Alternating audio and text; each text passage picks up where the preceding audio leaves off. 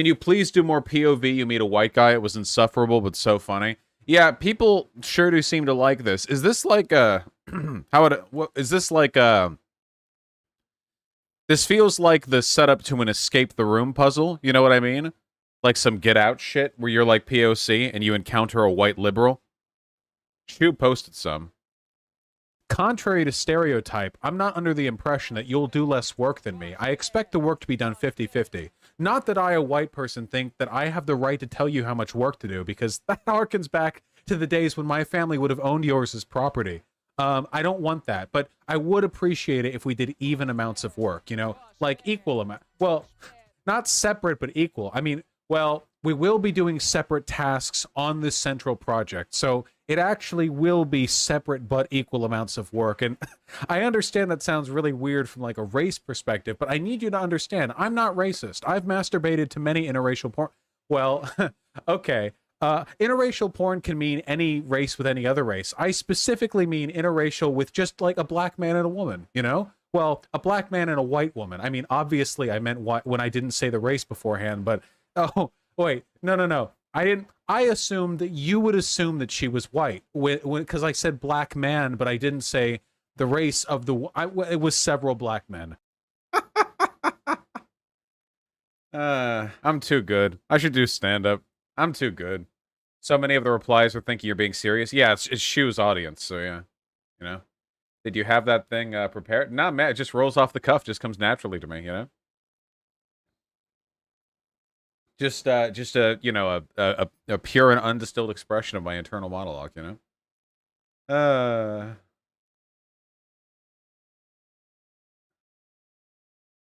Did I see the video the Surfs did about Hassan Pecker? What is this? What's up? Hey, what's up? What's up? Kissing pranks. Okay, don't do that. Don't do that. Don't do that. Don't do that. What began as a fairy tale quickly devolved into a world of lies, deceit. Okay. It's a big meme. I get it. It's a big meme.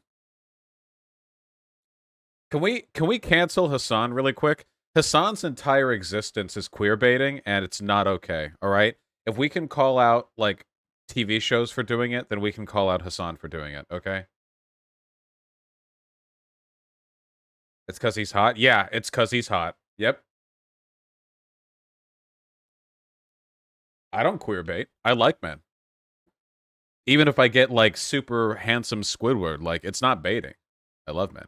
He's queer-coded? Why? Because he's Italian?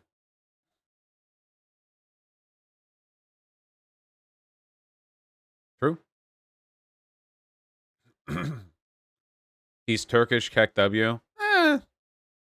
50-50 on the evidence, you know? 50-50. Why do you keep liking tweets of that mushroom Wojak? Alright. Okay, don't worry about it, okay? Don't worry about it. Let's, It's worth. This is probably a bad idea.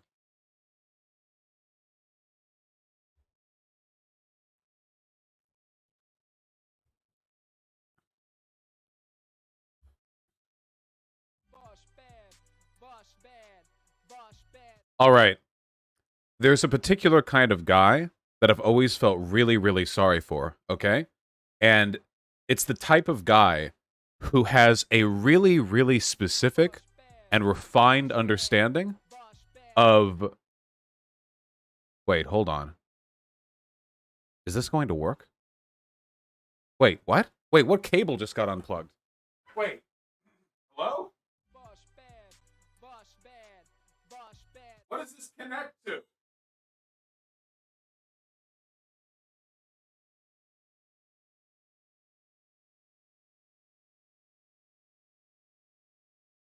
What?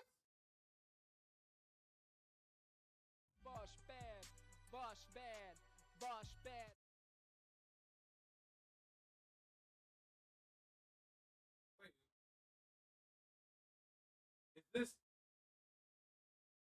Is this just an extraneous cable? What?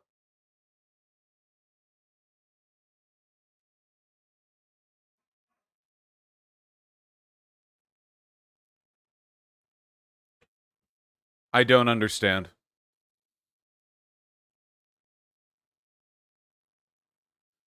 All right, let's do it again. Take two.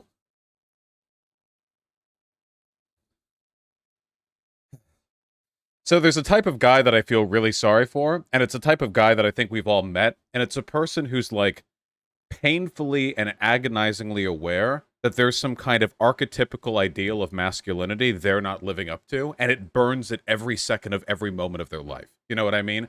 Like, we knew these people in high school and college. It's not like that they were manly, but it's also not that they weren't manly enough. It's that they weren't as manly as they wanted to be, and they would do or say anything to convince the people around them that that deficiency didn't exist. They overcompensated like crazy, okay? These people are more common now, it feels like, than they used to be, and that's because of channels like the Warrior Poet Society, all right?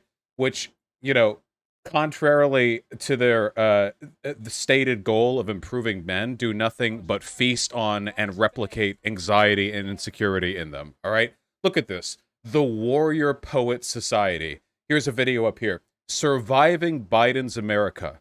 Foreign threats. Canceled. Inflation. Border crisis. No more gas. Remember the gas crisis? Yeah, I don't. Because I wasn't looking at the news that one day that everyone was told all the gas was running out, you know? This video right here. Why we are the weakest generation of all time. Okay? Now, I'll be upfront. I'm like a pansexual anime-watching beta male, so anybody who takes this kind of crap seriously isn't going to listen to anything I have to say. But I want to make it clear.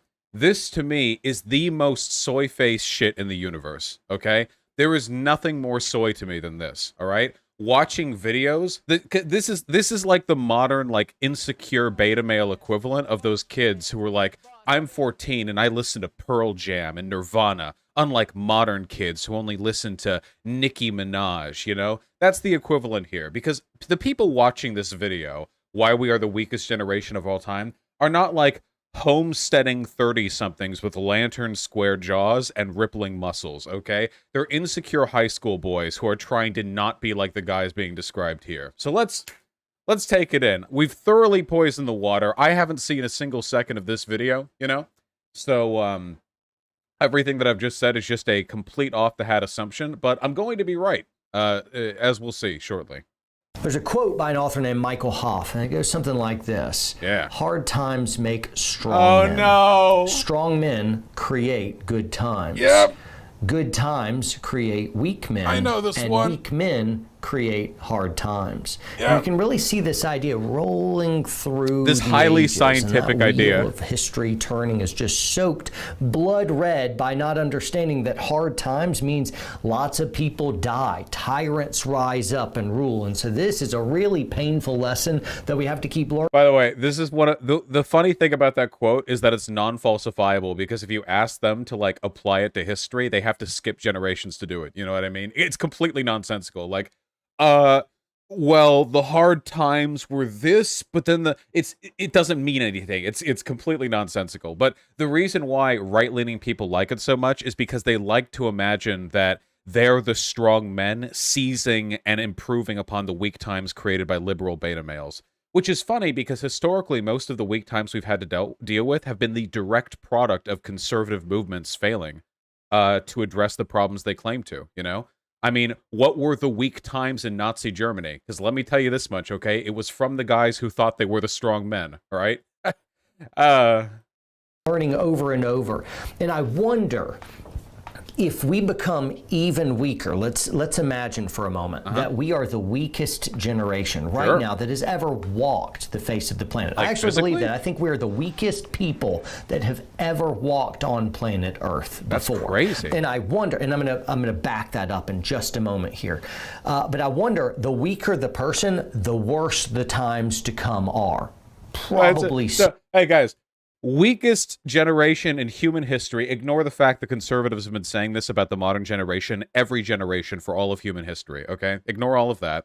And also, the weaker the people, the worse the times to come. But also, we live in an era with the lowest rates of poverty and the highest average standard of living in all of human history. How do you get the math on this one exactly? How do you do that exactly? Where does that math come out? So anyway, here's kind of the way I want to break this up. I have 4 major points. Here they are. Bring it. 1, we are all little kings. That's going to be fun. 2, True. courage has died and we do not mourn her. 3, Okay. we are chocolate soldiers. And 4, What? it's all your fault. So I want to go through these 4 pieces to really just try to step back and look at our times as they are chalky and soldiers. see where we are in that wheel of history. So we might understand that when the bad times, which are just around the corner, happen, They've we been saying this understand forever, where by the it's way. coming from and what it requires to get out of that business. All right, so the first point, we're all little kings. And what I mean by that, my wife and I were over in I'm a little London. We king. saw the Tower of London where all these different kings lived. You can also imagine emperors over the time period, but they're still like going to the bathroom and pots and, low What? age expectancy and no real medical treatment. And they're sweating it out in the summers and freezing in the winters. And, they don't have ibuprofen or Wait. Did all the kings live in the Tower of London? Wait.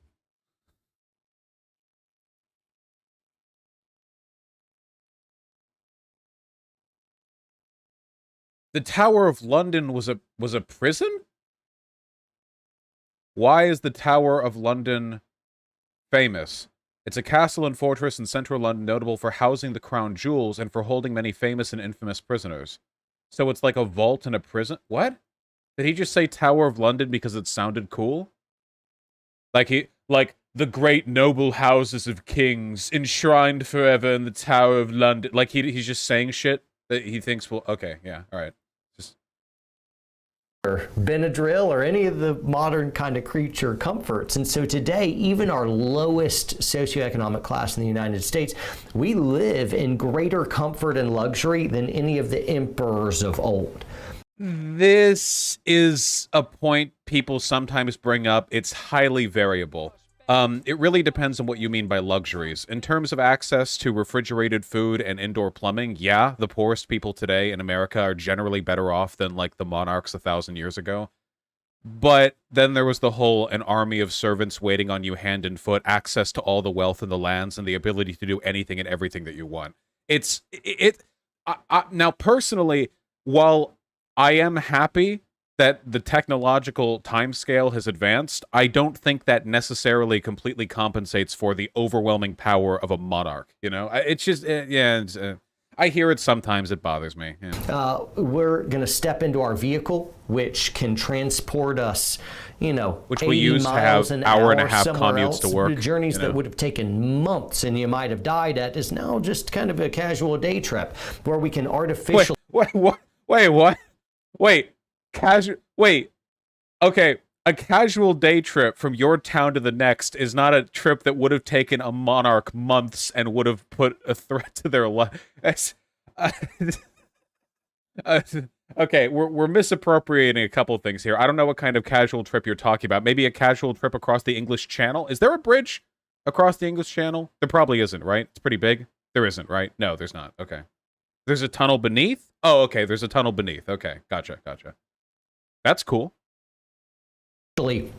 Control the environment to 71 degrees with perfect lumbar support as we're just being able to drive to an airport and then be flown to any place in the world while we sit in a seat advanced. flying through the sky. That's pretty amazing. And people serve us stuff and we're able to have ice in all of our drinks on demand. I've got a refrigerator just stacked with food and a freezer right there. Just all this food ready. We don't have to go gather or hunt at each meal. This is incredible. We got a 60-inch TV on the wall. I've got a 50-inch TV. Well, hold on. Monarchs also didn't have to gather and hunt for each meal. They had chefs. What are we talking about? On the wall, but still, a 50-inch TV there on the wall. And I'm sitting in my house eating a snack Monarchs had TVs. with a perfectly controlled artificial environment around me. I could be even having ice cream, something an emperor in the middle. No one's getting ice cream. Are you kidding me? And when I'm done, I'm going to go take a completely on-demand hot shower. What is the then point of this? I can stream hours and hours of the most amazing content from any type of. Is this going to be the whole video? Complete living, groceries that are delivered to authority by any means, but holy cow, the amount of comfort and luxury and entertainment even our lowest socioeconomic class entertains to this day is far, far more extravagant than a lot of the emperors of old. Okay, so I think I understand the point that he's about to preempt. He's saying that all these modern luxuries are something that we have come to take for granted and that it's made us weak, which is a really, really dumb point. So the thing is, yeah, we have cars and we can drive wherever we want, but we use those cars to bang out 40-minute both ways commutes to our work. Yeah, we have like refrigerated food, but the food that we eat today is we have better access to a wider variety of food that people did back then, but does that what does that mean relative to our power and our station in society? I think the ultimate argument that he's making is that we shouldn't set higher standards for ourselves, you know? Poor people have all this today, so what are people complaining about? The funny thing is that a lot of advancements that we've made have only been convenient in the sense that they've enabled more labor value to be extracted from us. You know what I mean? The old thing, factories are made twice as efficient, so do the workers work half the hours? No, they work the same hours, or possibly more. The owner just gets double the profits. That's how a lot of these technological innovations work. There are a lot of socioeconomic benefits to phones, for example, but have they made us happier? Not really. They've made things easier, but technology does just that. It serves to make life easier, but then that becomes the new norm. And whereas 20, 30 years ago, people could log off, people could take a break, people could spend time away from other people that they knew. Nowadays, everyone's currently always online, and it's expected that you be online. Jobs will look at your LinkedIn profiles. They will look at your Facebook profiles. They'll look at your Twitter profiles. The line always gets moved up further. Advances in technology can make us live longer. They can make our lives more comfortable, but that doesn't always translate to life being better for people. Maybe easier, sure, and I'm not saying that our lives aren't better than 14th century peasants. I just think it's reductive to go we have refrigerators. What are we complaining about, you know? Now, this isn't necessarily a bad thing. It just means the more coddled we are, the more we're able to distance ourselves from suffering. Even some type of medical thing of I don't want to feel that. And they have local or general anesthetic of it looks like too much pain. I'm just put me out and do the thing. Oh. It's wow, doctors aren't even bleeding us with leeches anymore, right? Oh, no. Holy smokes, we can almost distance ourselves from almost all physical pain if we wanted to and sit in absolute comfort every moment. This is absolutely not true. Does he think the life of a poor person is just constantly drifting on an opiate haze from moment to moment? What is he talking about? What is this Brave New World shit? Is this guy joking right now? What does he think life is like? The funny thing behind this guy, I'm assuming because I'm watching this guy's channel, this guy makes his money off of YouTube. He makes his money being an e-content creator. He's the one living in a life of relative luxury and comfort, you know? And I guarantee you this motherfucker takes anesthesia whenever he gets surgery, okay? This is projection. Just because you feel guilty that you're enjoying the past 2 centuries of technological innovation doesn't mean that it's a sign of collective social weakness, all right? Until we die. That's pretty remarkable. But what that means is one day when the hot water is out, we have to join what everybody did for thousands of years and just take a cold bath, if you even get a bath, kind of thing. Most of us can't even wrap our heads around that. And what that means is we're just coddled. Around a cold we're bath? We're fragile, we're spoiled, we're high maintenance. I'm privy to it as well. I'm just kind of being man, we're all little kings, aren't we? Let's move to the second point.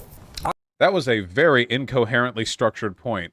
We're all kings because kings had stuff back then, but now technology has advanced and we're spoiled by that technology?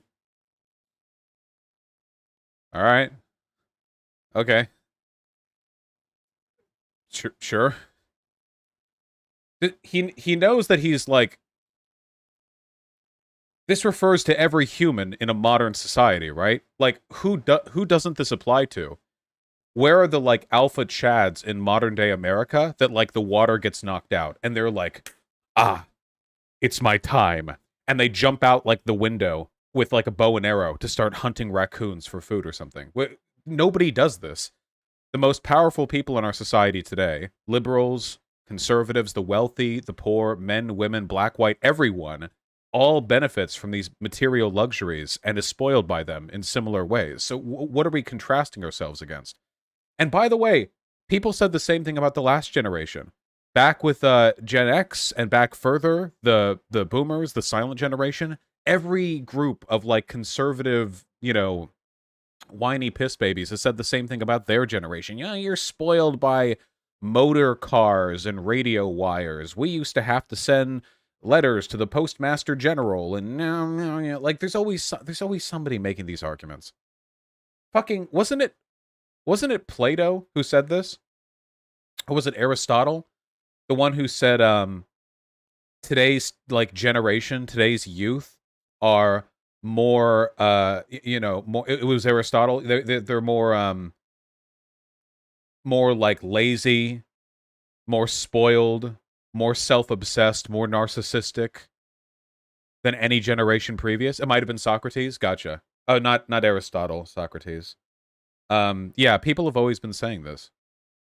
All right, the second thing is absolutely shocking to me, truly. Oh. And it's this: courage has died and we do not mourn her. Over all human history, courage is like this top virtue that all society over all time celebrates. Be courageous. And to call someone a coward, man, they might duel you to the death. You don't call someone a coward. Better? Now, though, something absolutely shocking has happened. Courage is no longer seemingly celebrated. Instead, we're competing to see who can be the biggest victims. Philosophically, this is called... There we go. Okay. Wait. I have a quick question, by the way. Aren't the most courageous those who fight against victimhood? Those aren't mutually exclusive. This is your thesis is broken from the beginning. Like, weren't the most courageous people in Nazi Germany the socialists and Jews and homosexuals who fought against their oppression? This is what. Not only does this break your point, this is the opposite of your point. It's not very courageous to be a silent and blind member of the majority power structure, is it? It's quite courageous to fight against that power structure. This is, well, let's let him make the point, but I feel like this one's kind of broken from the get-go. Intersectionality, and basically it's saying you're not a unique individual. Instead, everyone belongs to a group, and all these groups are in contention for power. That's not what... Why do people think that analyzing society means that you ignore the individual? Why do people always say that? I hear this I heard it yesterday too. I always hear this. This would be like saying, "Oh, you took a Finance 101 course where they taught you basic market trends. I guess you no longer believe in the individual, since understanding basic market trends means you have to generalize like the population, huh? Well, I guess you're a collectivist now." What? There are tons of things you can learn about that involve making broad analytical prescriptions about society that don't mean you forget about the individual. And that wasn't intersectionality. That was critical theory, by the way. If you're into intersectionality philosophy, you basically believe a person's race, gender, socioeconomic status, and sexuality really defines who they are as a person in... No. It defines elements of how they're treated by society. They're axes of social treatment, not of them personally. A person can be utterly and completely not defined by any element of their sexuality or race, but it doesn't change the fact that society will make broad prescriptions about them for being part of those groups, assuming those things are known about them. Inside a greater group. Yeah, who would have thought this guy has no idea what he's talking about? And the more of these groups you belong to, and you're more in the minority class, that means you have greater and greater amounts of moral superiority. So, for instance, my God. Dude, you're doing the victimhood thing right now. You're complaining about a huge social trend that's victimizing you by saying that other people are being given unfair moral weight above you. You're doing it, dog. You're being the beta male right now. Can you chill? Intersectionality analyzes people based on their relation to these axes of power, whether they're part of the majority or minority group. Being a, I'm presuming, straight cisgender white guy is also 4 axes of intersectionality. The same as if you were a trans, gay, black woman. Those are both 4. It's the same number. It doesn't add up like that. It's not additive. It's not a simple math equation. Yeah, who would have guessed this guy has no idea what he's talking about when it comes to that theory? Since if you are a Christian white male, there's a lot of those. Intersectionality. Then your opinion really isn't worth much. That's nobody but says if you are this. from a minority class of some kind, so that if you are black, gay, female, trans person, he's literally now self-victimizing right now. Multiple victim statuses across a lot of different groups, and so you wield supreme moral authority. Your opinion he's counts literally and mine doesn't. casting himself evil, as the I'm victim. Oppressor, and you are good because you are minority. That's how intersectionality works. So again, no, but it is really telling of the persecution complex that this quivering soy male has, that he would. So it's not just that he's wrong, it's that he's like so specifically wrong in a way that allows him to maximize like his victimhood points, okay? Let's be real, dog. Nobody does victim culture quite like Christian men, okay? Holy shit, white Christian guys, oh my god. There is no group of people in the history of humanity more effective at making themselves out to be the victim than those, okay? Oh my god. But basically, the gist of it is this: super upside down weird thing is happening. We're competing to see who can be the greatest victim. And victimhood means your opinion is worth more. Victimhood means you're morally superior. Guys, it's not race or gender or sexuality or socioeconomic class. It's not that all the rich are evil and all the poor are good. It's that everybody should be evaluated as individuals to be. Damn, that's almost like the point of intersectionality, dog.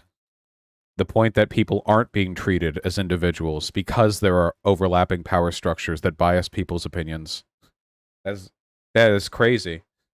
Imagine this guy walking in like Jim Crow era Southern like sharecropping farm, and he's like, I heard some of you guys talking about how the white man has it easier. Well, I'm here to shut your victim complexes up, okay? We're all people, all right?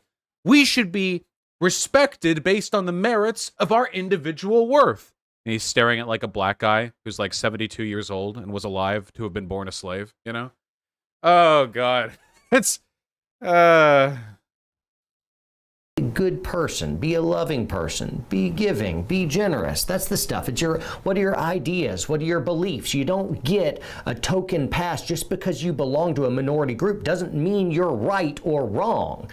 Each value and belief should, and each person should be evaluated individually, not as a group. So the intersectionalists are wrong, and we shouldn't compete just to be victims. This is crazy pills, nuts. I feel crazy. You're currently competing to be a... Okay. Crazy that I even have to say that. You know, I'm still living Martin Luther King Jr.'s dream of he has a dream that his kids... No! Are you?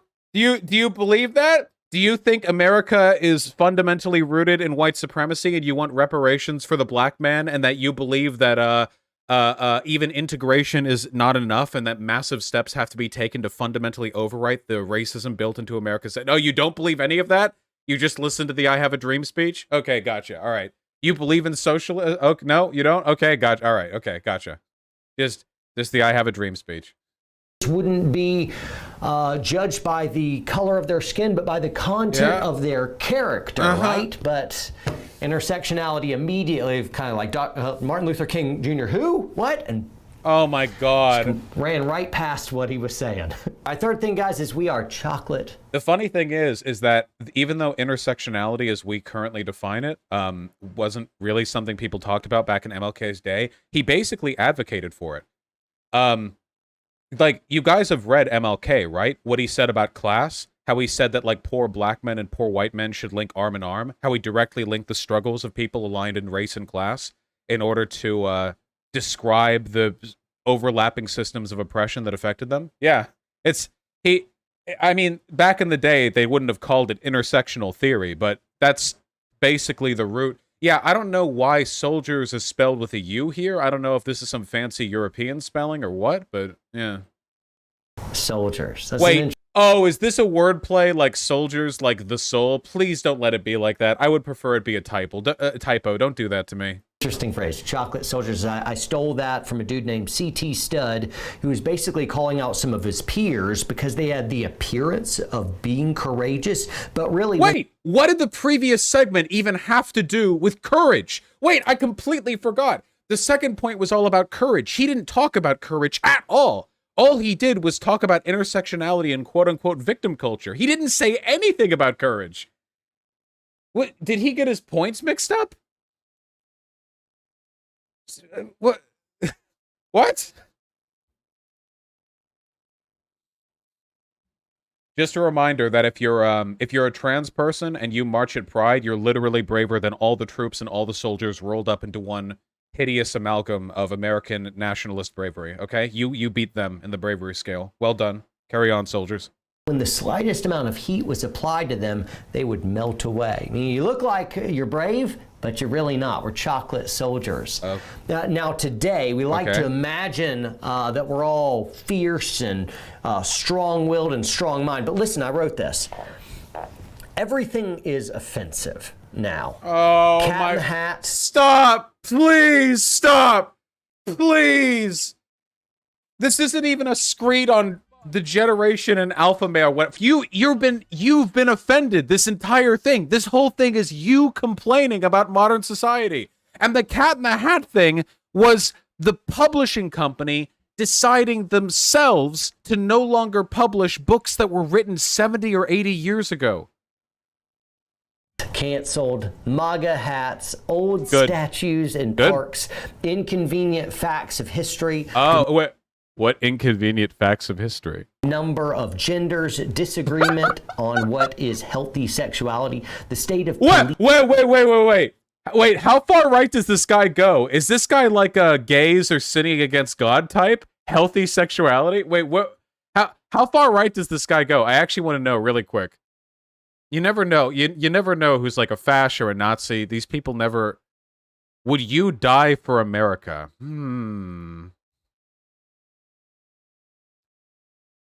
Okay, a lot of gun culture LARPing. Let's see.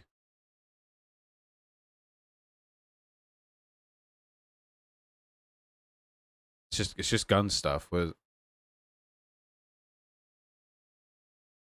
He was an Army Ranger? Well, that doesn't tell me anything about his political beliefs.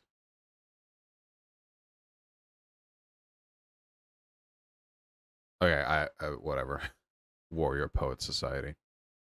Hey, you like guns, Vosh? I love guns, but unlike this guy, I'm not a cringe lord, okay? If you own guns, all right, then just treat it as what it is, okay? Owning guns is no different from me owning Warhammer figurines. It's just cool nerd shit that I enjoy, all right? People who LARP like there's some kind of fucking mountain warrior ready for Red Dawn to take place are the cringiest people in the universe, okay? Holy Christ. Policing in America, guns and the Second Amendment, Karl Marx, climate change, what are we talking BLM, about? elections, the Kung flu, Israel, abortion, and 1,000 other triggers that send us running into our safe spaces. It appears that we're... So the funny thing about every single point that he just made is that he just listed everything conservatives get triggered by. Seriously. Every single thing that he just mentioned, conservatives freak out over. Every single thing that he just mentioned, literally, down to a point, they freak out over and make huge political points over. This is Projection 101. We're not able to speak openly about anything. Yeah, you are. Wait, how are you not able to speak openly about anything? What do you mean? What does that mean? A dinner, or maybe it's a holiday with your family, and don't talk about politics because you can if you want. That relative may not ever talk to you again over it. By the way, 2020, the first time in human history that people have not talked politics over family meetings. Yeah. By the way, hey guys, the idea that you shouldn't talk politics with your family, totally new thing. Never been done before. This guy right now, this is victim culture, dog. You're trying to paint yourself as a victim. That's what you're doing right now. You're painting yourself as some kind of last refuge of conservative masculinity against a bastion of buzzwords that you probably couldn't define if I held a gun to your head. You don't believe in any of the shit you're talking about, dude. You just sell insecurity to young white guys. You can't talk to your neighbors about elections. You can't talk to your coworkers about firearms. You can't talk to anybody even about the weather because climate change, right? Everyone's so easily triggered. What are you saying about the weather that's upsetting other people? Do you Do you like walk in and you're like, sure is a cold day. Sure does disprove climate change. Am I right? What are you talking about? What are you doing? What are you doing right now? What is happening? And offended. It wasn't terribly long ago, maybe in the last just generation, few decades, where it became impossible to talk about the stuff that really matters. Don't talk about money, God, or politics. It's kind of like, well, that's kind of like the most important stuff, though, of like, what does that mean? Or like, what? I'm pretty sure the idea that you shouldn't talk about money, God, or politics is literally centuries old. Like, this is literally a centuries old a component to like basic decorum if you want to keep everyone's attitudes in check. This is not new. He's completely making this up, by the way. There is no way this guy actually sincerely believes that these are new ideas, okay? They've always said that. It's in fucking LA Noire, for God's sake. Yeah, they've always believed that. This is not new.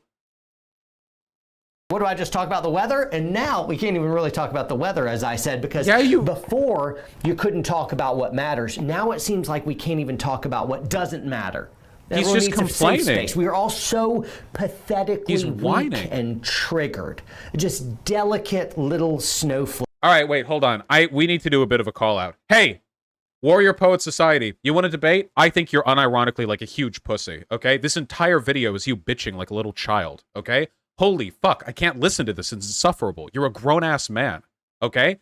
You're a grown-ass man who sells insecurity to 17-year-olds. Why are you talking like you're some kind of last bastion of, like, conservative hardiness? All of the topics you've mentioned, if you could even define them, and I sincerely doubt it, are topics you get triggered by, okay? If you were a one-off relative at my family dinner, okay, you would be the guy who would leave in a huff because I wouldn't shut up about trans issues, okay? You're the pussy here, dog. I would be at the family dinner with my feet up on the table like a Chad eating a giant fucking turkey leg, and you would be the one quivering with anger because you would be the one odd out. Me and my family would agree with me. I'd just be casually talking about what fucking lunatic Trump supporters are. You would be sitting there quivering like a little fucking bitch until you took your food outside because you wouldn't have the stones to actually talk about it with any of us. You would go out there and you would practice tactical action rolls on my backyard lawn while acting like you have an AR-15 and trying to fire at a bunch of dry cans lined up on the side of my fence, okay? You would go back to whatever your safe space is, okay? You need to stop, all right? And if you want to talk, let me know, okay? Because this is sad. Flakes, all of us. Everyone's just made of glass, walking around, and if you just broach the subject that I'm not ready for, I'll either get angry or I'll excommunicate you. We can't just agree to disagree. That doesn't happen He's anymore. literally complaining about other people getting mad at him for being stupid in public. Just let down. What happened to just being able to have a disagreement with somebody over something and be like, Roger that. You think one way, I think another way, and we can just agree to disagree. Remember back when we could do that? You could just disagree with somebody without wishing death upon them or calling them Hitler. That used to be a thing. You could do that. Not everyone that disagreed with you was a Nazi, but now it's immediate. Is this on the script or is he rambling? What is he? Is he looking at his producer here? I feel like he's going off script right now, and he's looking at his producer, and he's like, "No, seriously. Why do people keep calling me Hitler? Why do people keep calling me Hitler? What? Like, are you okay? Are you having a moment right now?" You disagree? Nazi. You're a Nazi. You're racist. Everything's racist. This phone, racist. Look at this. This strip. It's all Dude, racist. this guy's so Everything's brave. Racist until nothing's racist. Now when someone like calls me a racist, I'm on YouTube, so I get called a racist a lot. I'm kind of like, all right. It's like shaking right now. I worship a brown Middle Eastern man as God, yet I'm still racist. All right, whatever. Now it's. Wait, is he being real? How can I be racist when I'm a Christian? I haven't heard that one before. That's really good, by the way. Dude, how can I be racist when I'm a Christian? There has never been a racist Christian. I've been owned. Checkmate libtards, you know? It's like a buzzing in my ear. I don't even really hear it anymore because everything and everyone's a racist until you've watered down the term where it doesn't really mean anything anymore. Like, no, hey, racism is real and it's awful and it's super shallow and dude, you suck if you're racist. But when everyone... It's like a fucking stereotype. Dude, I can't be a racist. I'm a Christian. Now, racism is bad, dude. When I see racism in real life, I usually look at it and say, like, bro, this sucks. Racism's bad. But, like, not everything is racism, okay? Like, like, you can't say everything is racism or the term loses its meanings. Everyone's all of a sudden a racist. I'm kind of like, oh, well, racist. Yeah, I get it. Everyone's a racist. And that kind of thing's happening. It's like the word is so overused, it's totally losing off its script, by the actual way. potency. He keeps so I'm a looking little at bit the of a tirade. producer. We really He's need off to move script. on to point 4. Everything is your fault. It's not my fault. If you ask me what's wrong with the world, it's the systems. It's the capitalists, or it's the president, or it's the institutions of power. You know what's wrong. It's the universe. It's the media. Hey, guys, I want to make a bet right now. What do you think the odds are that in this tirade he's about to engage in, he's not going to describe a single problem that actually is like an institutional fault? I bet you, by the way, this guy believes that Donald Trump legitimately won the election. Does he think it's his fault that happened? No, I bet he thinks it's the system's fault and all the Democratic plants and all of their institutions that biased everything in favor of Biden. I bet this guy thinks that China's a problem. Does he think that's his fault? Or does he think there are systems that are responsible for that? This guy believes in systems being responsible for problems. He just only thinks it's possible for those to fix his problems. It's the system. It's the man. It's keeping you down. It's my boss is an idiot. It's always someone else's fault, isn't it? I love Jordan sometimes Peterson it is. In his 12 Rules for Life, he talks about clean up your own room, and he's basically just saying, hey, take responsibility for your own sphere. If you want to change the world, make it better. You can't change the world. You can't change all the huge institutions of power, all the things that have gone awry. But you can change yourself. And if I was to... Said the crippling benzoid addict as he became one of the loudest conservative voices in Western society. Little bit of a hypocrite he ended up being, huh? To come alive and be better than I am now. If I was to become a more loving man. By the way, the reason why they make points like this is because when you're already a part of every dominant power structure, it's true. Legitimately, self-improvement is the only metric that you have to go up. If you're already like a rich white dude because you make all your money off YouTube AdSense, obviously, what are you going to blame society for? Unless it's, Biden winning the election. The reason Jordan Peterson and people like this love to throw that argument out there is because they want you to shut the fuck up about social problems that they know actually exist. Dr. Martin Luther King Jr. wasn't a perfect guy. He had his own personal problems. So did a lot of civil rights activists. They went out there and changed the world anyway. The idea that you have to be some kind of perfect arbiter of divine morality to change the world positively is not true at all. Not even slightly true. But they do it to raise the bar higher and higher so that you don't feel you have the ability to make any positive changes. But I'm here to say, you totally do. You don't have to be perfect and you don't have to be a saint. The reason they're telling you have to be is because they're afraid of you. A more generous man, a stronger man, and all the different ways that strength entails. All the people around me probably grow a little too. And in that way, that's how we change the world. It's you get better. Don't change the stuff. It is so true that there's political corruption and there's all kinds of greed. And, there are systemic this world problems. Is so hopelessly broken, desperately needs some Jesus.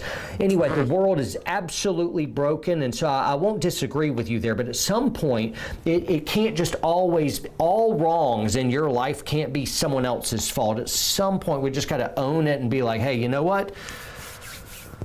I can change me, and I'm the problem with me. What about problems that aren't you? What about problems that just aren't you? I feel like I'm talking to a 4-year-old. This guy's 60 IQ. Okay, what about problems that affect you but have nothing to do with you directly, What about a bunch of potholes in your town's infrastructure? What about I want to ask this guy okay, who do you think is at fault for COVID? And then he gives an answer oh, the China, the Democrats. And I'm like, no, it's you, dumb fuck. Now, who do you think is at fault for Biden winning? And he gives an answer oh, the Democratic establishment. No, it's you, dumb fuck. Quit blaming everyone else. You could do that forever. Biggest problem is actually me. It's not out there, it's me. I'm my biggest problem. I agree, right? finally. And so we're in the age of non-accountability. We'd rather sue somebody else, blame somebody else, complain, go all caps lock on Facebook, decrying everyone else as the villain, when we're really just conveniently changing the subject so we don't have to really deal with our own stuff. Our laziness, our apathy, our cowardice, our insecurities, our frivolity when it comes to, spending maturely on a budget. Our inability to really invest in loving those people around us. That's the thing. We're procrastinators. We're lazy. We're self-centered. And it's hey, dude, take your Christian guilt and take it somewhere away from me. I don't give a fuck, okay? Just because your quiet moments are hounded by feelings of self-doubt does not mean that mine are, all right? You need to take that shit, you need to pack it up, and you need to take that packed up shit, and you need to walk it the fuck away from me, okay? Because I'm not buying your projection, all right? I do not spend every waking moment contemplating my personal failings. We all try our best, and part of trying our best is working to make the world better, like a proper, sane, sensible person. Also what Jesus did, by the way, and his disciples, So in that way, I guess I'm kind of Christ-like, and you would kind of be like, I don't know, a dumb fuck? At some point, we need to start taking some type of accountability. These are 4 factors that are all coming together to make us the weakest generation that's ever walked the planet. We're all little kings. It's always someone else's fault. I am a chocolate little king. Responsibility for our own crap. We're all chocolate soldiers. I am a little we're just chocolate king. Easily offended, and we don't even really value courage as this great attribute anymore. Where's all the strong men gone? Right? How many times do we see those heroes in television shows? Where's bold masculinity? And it seems like there's no war. Wait, hold on. Let's think for a second. Can anyone think of any masculine guys in recent media? Let me just think for a second, okay? Damn, dude. I'm really coming up short. I can't think of any masculine guys anywhere in modern pop culture. That is completely true. Jesus Christ. Yeah. No more room in the world for dangerous men. It doesn't seem to be a virtue that's even being put forth. But I know people out there. Dude, people like masculine men so much that Omni-Man was the faraway favorite character from Invincible, okay? That's why people adore hypermasculine men, okay? People adore dangerous hypermasculine men. Trust me, it's not gone away, okay? People love him, all right? The guy with the big butt? Yeah, the guy with the big butt, okay? Look, all I'm saying is this guy's bitching about, like, this is legitimately the most simped over character that I've seen in the past 6 months, okay? You cannot complain that dangerous men are no longer valued in society when a guy with an unironic fucking mustache is being celebrated as the apex of masculinity in 2021, okay? Like, mustaches aren't even in vogue right now. They're not even stylish right now, but he did it and everyone loves him anyway. Though it's not mainstream and it's not really in front of you anymore, I know for my part, courage is still a contagious thing. Of like, I still feel moved by the stories of heroes. You know, as opposed to people in the rest of society who see stories of heroism and think, oh, okay. Dude, soy clap, my dude. Soy clap. Oh my god. I'm not like the rest of the kids from my generation. I look at the stories of heroes and I tear up. What the fuck are you talking about? I want to be a more courageous man. I want to be able to stand up even when it costs me something dearly. And I want to be a braver. One of the most talked about characters from 2020, by the way.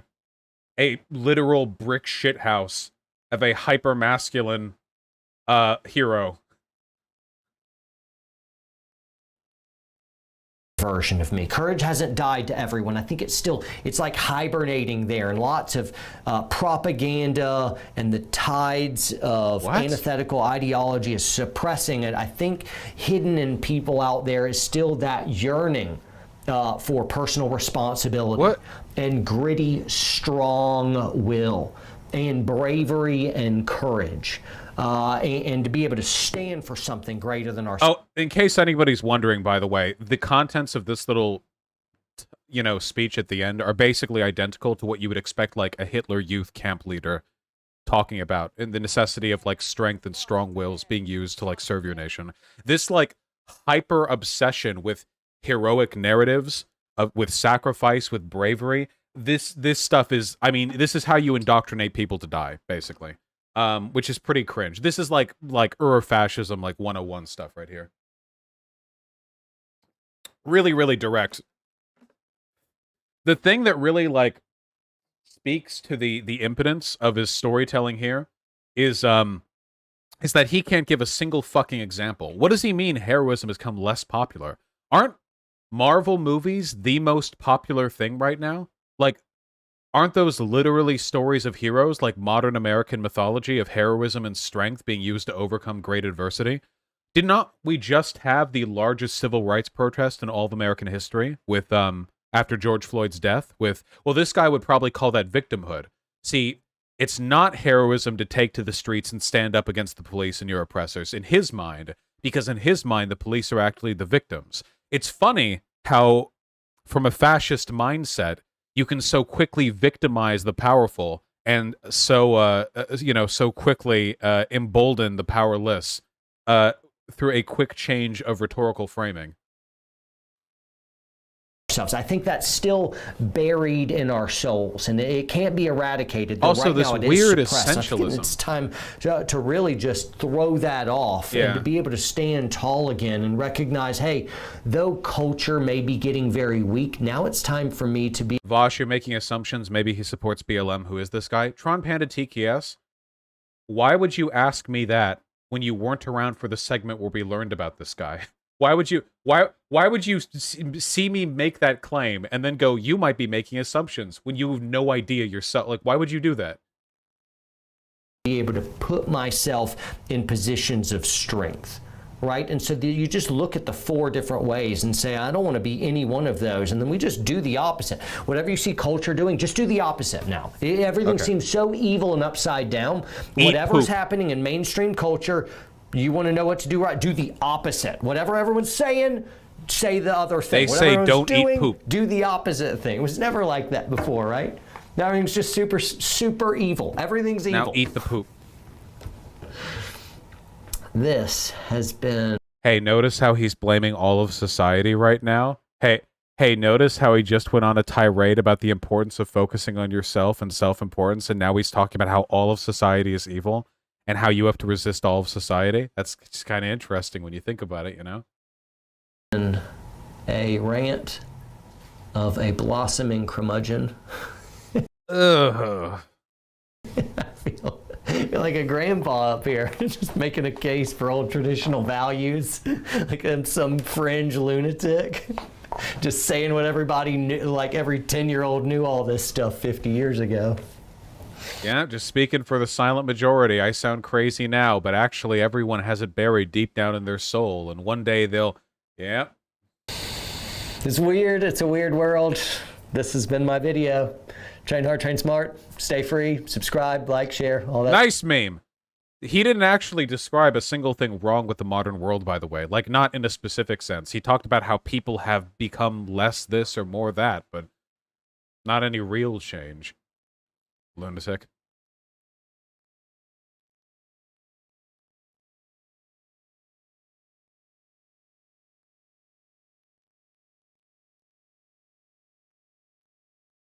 What is with all of the quotes in the comments? Okay, they're making fun, too. Stay strapped or get clapped, George Washington. Okay, that's a true quote. Okay, all right. Anyway, yeah. This guy's a beta. Warrior Poet Society. We should talk, okay? It'll be a nice, fun talk. We both like guns. We both have beards. One of us is a man, you know, and I can give you some pointers if you want. Because real men don't make 18-minute videos complaining about how all of society is out to get them, do they? Huh? I've taken your lessons. All right? Get on it. Yeah, I'm more of a man because I like men, unlike you. Are you a homosexual? I'm a homosexual. Most masculine thing of all. What do you have to say about these conservatives who keep saying there's going to be a backlash? They have been saying that for literally as long as conservatism has existed. Every time anything gets any more progressive anywhere in the world, to any extent, for any group of people, for any length of time, conservatives in that region say, oh, this is the final straw. Everything before this was passable, but this is too far. There's going to be payback. They do this every single time. Absolutely every single time. Without fail, every single time.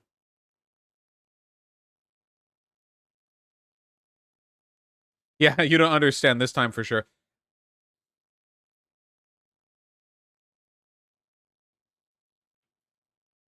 Beta.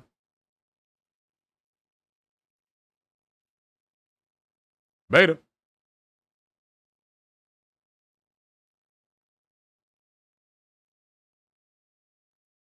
Don't play.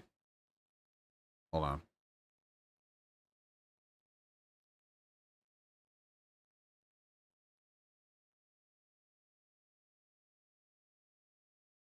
What is with these video links from The Independent? I'm just trying to get a fucking article. Jesus Christ.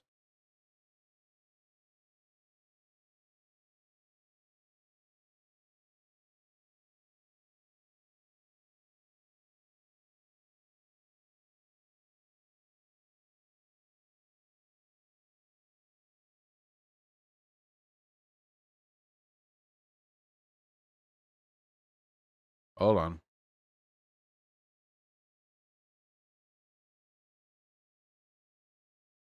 Your mic clipped a few times during that segment. Yeah, I need to do some mic setting adjustment. Hold on.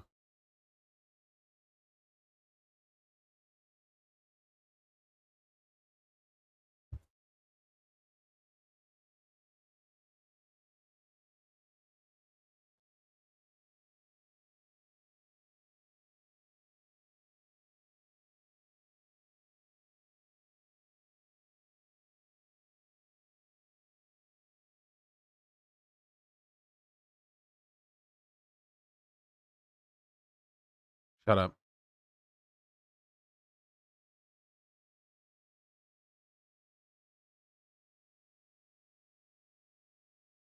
Okay.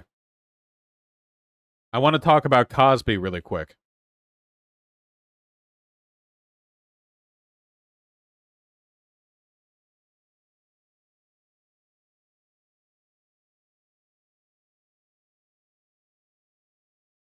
And not pudding pops, no.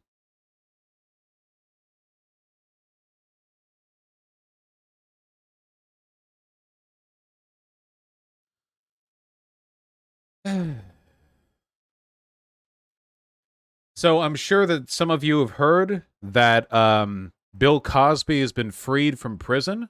This has probably also triggered a lot of outrage among people online, and for very good reason.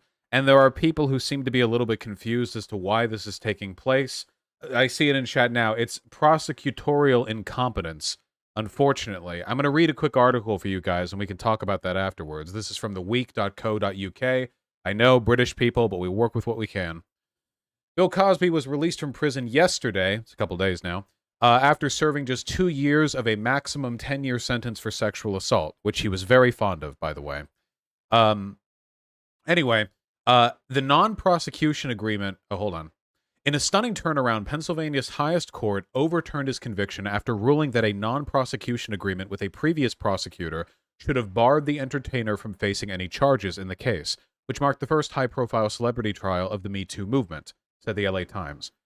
Bill Cosby is a wretched, miserable piece of shit, and it is truly sad that he is free right now. Let's see. The non-prosecution agreement was made after Canadian former basketball star Andrea Costand came forward in 2014 with allegations that Cosby had drugged and assaulted her at his Philadelphia home a decade earlier. Cosby had been a mentor to Costand, then employed at the city's Temple University employee, the LA Times reports. In the wake of her claims, he was arrested in 2015 and found guilty of 3 counts of felony indecent assault by a jury in 2018. After being sentenced to between 3 and 10 years in state prison, however, the actor is now free following the ruling of a panel of Pennsylvania State Supreme Court judges yesterday. Unfortunately, I think that they were right to do that for this reason. The decision centers around a non-prosecution agreement struck with Montgomery County District Attorney Bruce L. Castor Jr. in 2005. The attorney gave Cosby his, quote, assurance that he would not be charged in the case, the New York Times reports. Castor testified that while there was insufficient evidence to bring about a criminal prosecution, he had given Mr. Cosby this assurance to encourage him to testify in a subsequent civil case brought by Miss Constant. According to court records, there was no evidence the immunity promise was ever put in writing. Cosby subsequently made several incriminating statements during depositions that were later used by Castor's successor in the 2018 prosecution, including admitting that he gave sedative drugs called Quaaludes to women he was pursuing sexually. The basic gist of what took place was that people have been trying to get at Cosby for sexual assault for a long time, and there was evidence that he testified to under the agreement that it would not be used in a criminal case against him.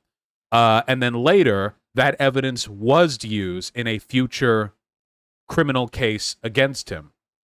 The prosecution used evidence that a previous prosecutor had said would not be used against him. So the prosecutors were fucking idiots. Well, the main issue here, as far as I can tell, is that the earlier prosecutor made a broad agreement that hampered future prosecutors' ability to come after Bill Cosby. Like, if you're a prosecutor back a decade and a half ago, and you're like, oh yeah, dude, this evidence won't come back against you, the problem is, like, you're a prosecutor. That is a binding statement, and it does make things harder for future prosecutors. Do you think they did it on purpose? No, because it seems that at the time, back in 2005, the reason he said that was so that Bill Cosby would feel comfortable providing that information in the service of a civil case, not a criminal case. So, basically, a previous prosecutor made a trade-off. You won't get criminally prosecuted for this information if you use it as part of a civil case. And then a later prosecutor tried to use it as part of a criminal case. There's no evidence this agreement was made. Well, it wasn't ever put into writing as far as the court records go, but it seems to be something widely agreed upon by the relevant parties. At least the original prosecutor isn't denying it. Now, keep in mind, this is the only reason any of this is happening is because Bill Cosby is a celebrity. Without the money and the clout, there's no way judges would ever go looking into stuff like this to peel it apart and find justice in the proceedings. However, with that being said, there are potentially a number of really, really harmful legal precedents that you could set by having prosecutors make agreements to not prosecute based on evidence provided now, and then later the prosecutors use it anyway. Why do they switch prosecutors? Separate cases, 2005 versus 2018. Yeah. This is... The problem is, I mean, ultimately the problem is that the original prosecutor was incredibly sloppy. Now, this is just my opinion, but if I have evidence that Cosby is using drugs to essentially date rape people or engage in sexual assault, I would not be passing up on the opportunity for a criminal conviction now if it meant that a civil conviction could happen along, you know? Like, if we're talking about somebody like Bill Cosby, somebody who's sexually assaulting and drugging people, I don't want civil cases to be won against him. I want a criminal case to be won against him. I want him in jail. So giving up the potential for that evidence to be used there is, well, at least in my opinion, and I'm not a lawyer, but it seemed like it was you gave up a lot of potential good there. Of course, now I don't believe that the 2018 prosecution knew about this agreement. Let's see. The appeals ruling that in light of these circumstances, the subsequent decision by successor district attorneys to prosecute Cosby violated Cosby's due process rights. The court's decision precludes any future prosecution, the LA Times adds. And while legal experts have highlighted the singularity of the agreement, campaigners fear that judgment could have a chilling effect for survivors on sexual assault, dampening the accountability achieved through the Me Too movement. Now, that is something that I want to push back on as well, okay? Just because this was an indication of prosecutorial incompetence, this is not a blow against Me Too in general, okay?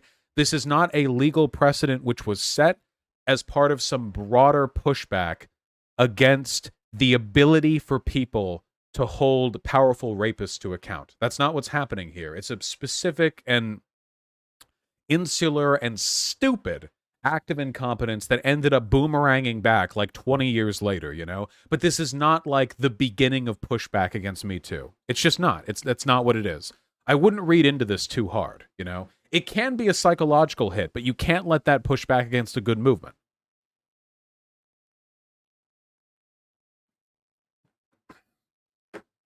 Also, if there's any good to be found here, it's that whether he's in jail or not, Bill Cosby has despised the world around now.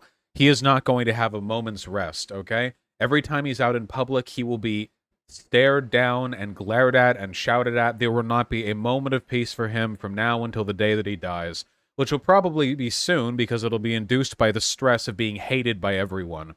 Now, he's probably going to surround himself with a few people who still don't hate him, but that can only insulate you to some extent. He's also incredibly old. He probably would have died in jail anyway. I think he's 83. Yes, the social ostracization will continue, probably worse than it would have before now that he's been let free on what a lot of people feel are BS, you know, technicalities. No, I know he has supporters, but I think the majority of people hate him. I think that's the majority. I mean, look at him. Like, look at this. Can he even see? He's not long for the world. Like, Jesus, you know? Yeah. He's blind? Oh, he actually is blind. Oh, I didn't know that. Well, he's a miserable piece of shit anyway. And we can rope this into our broader criticisms of conservatives because, hey, Bill Cosby was a pretty conservative guy. Don't talk about it so much on account of him being a beloved, like, you know, child TV star or whatever, but he totally was. Yeah, fuck Cosby. Anyway, just keep in mind, this isn't some, like, big, protracted conspiracy against Me Too, okay? Just don't believe that.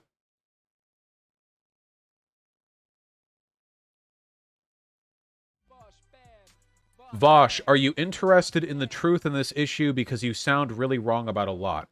What have I said that's incorrect? I literally just read from an article. What have I said that's incorrect? Pretty sure everything that I just said is... Oh, do you mean about Bill Cosby being a rapist? Ah, I see. You're one of the Bill Cosby truthers. Do you think CRT is race reductionist because it does not explicitly mention class? No. No.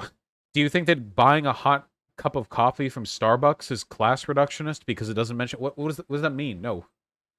Do you think that taking a class on how to write checks and do home ec courses is class reduction? No, it doesn't. No, that's not what that means. Anyway, where was the person who said he always used to talk about how young black people wore their pants, meanwhile he's knocking out women? Yeah, well, that's conservative moral hypocrisy for you, like 100%, right? I can't believe, like, queer people are wearing, like, wigs outside.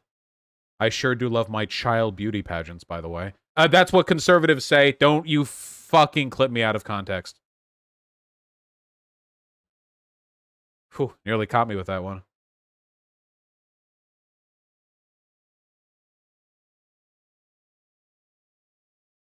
Yeah, clipped and shipped.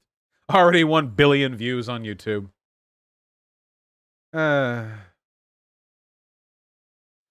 Since we value rehabilitation and social good, not retribution, should he be in jail considering the unlikelihood it will ever cause further harm? Yeah, he should be in jail. Yeah, 100%. The problem is that our jails aren't really outfitted for rehabilitation. But in his case, like, he's an incredibly wealthy and powerful serial rapist. Like, this is not a person who made a mistake and needs, like, a reshift in their priorities to, like, not do it anymore. This is a person who's a predator, okay? A very old, very powerful predator who should have spent his last days in jail. Unless some incredible indication of reform takes place, but yeah.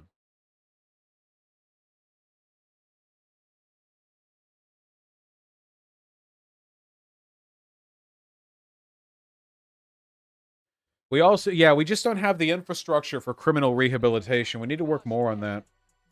Can/should prisons even be used to house criminals over the age of over 80? Yeah. Maybe not like regular prisons. Well, I don't even know what the accommodations were of the prison that he was at, but yeah, I don't know.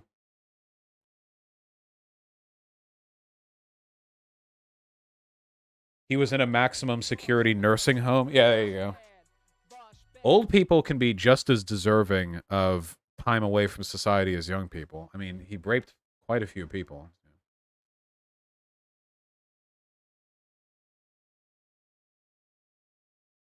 No. Well.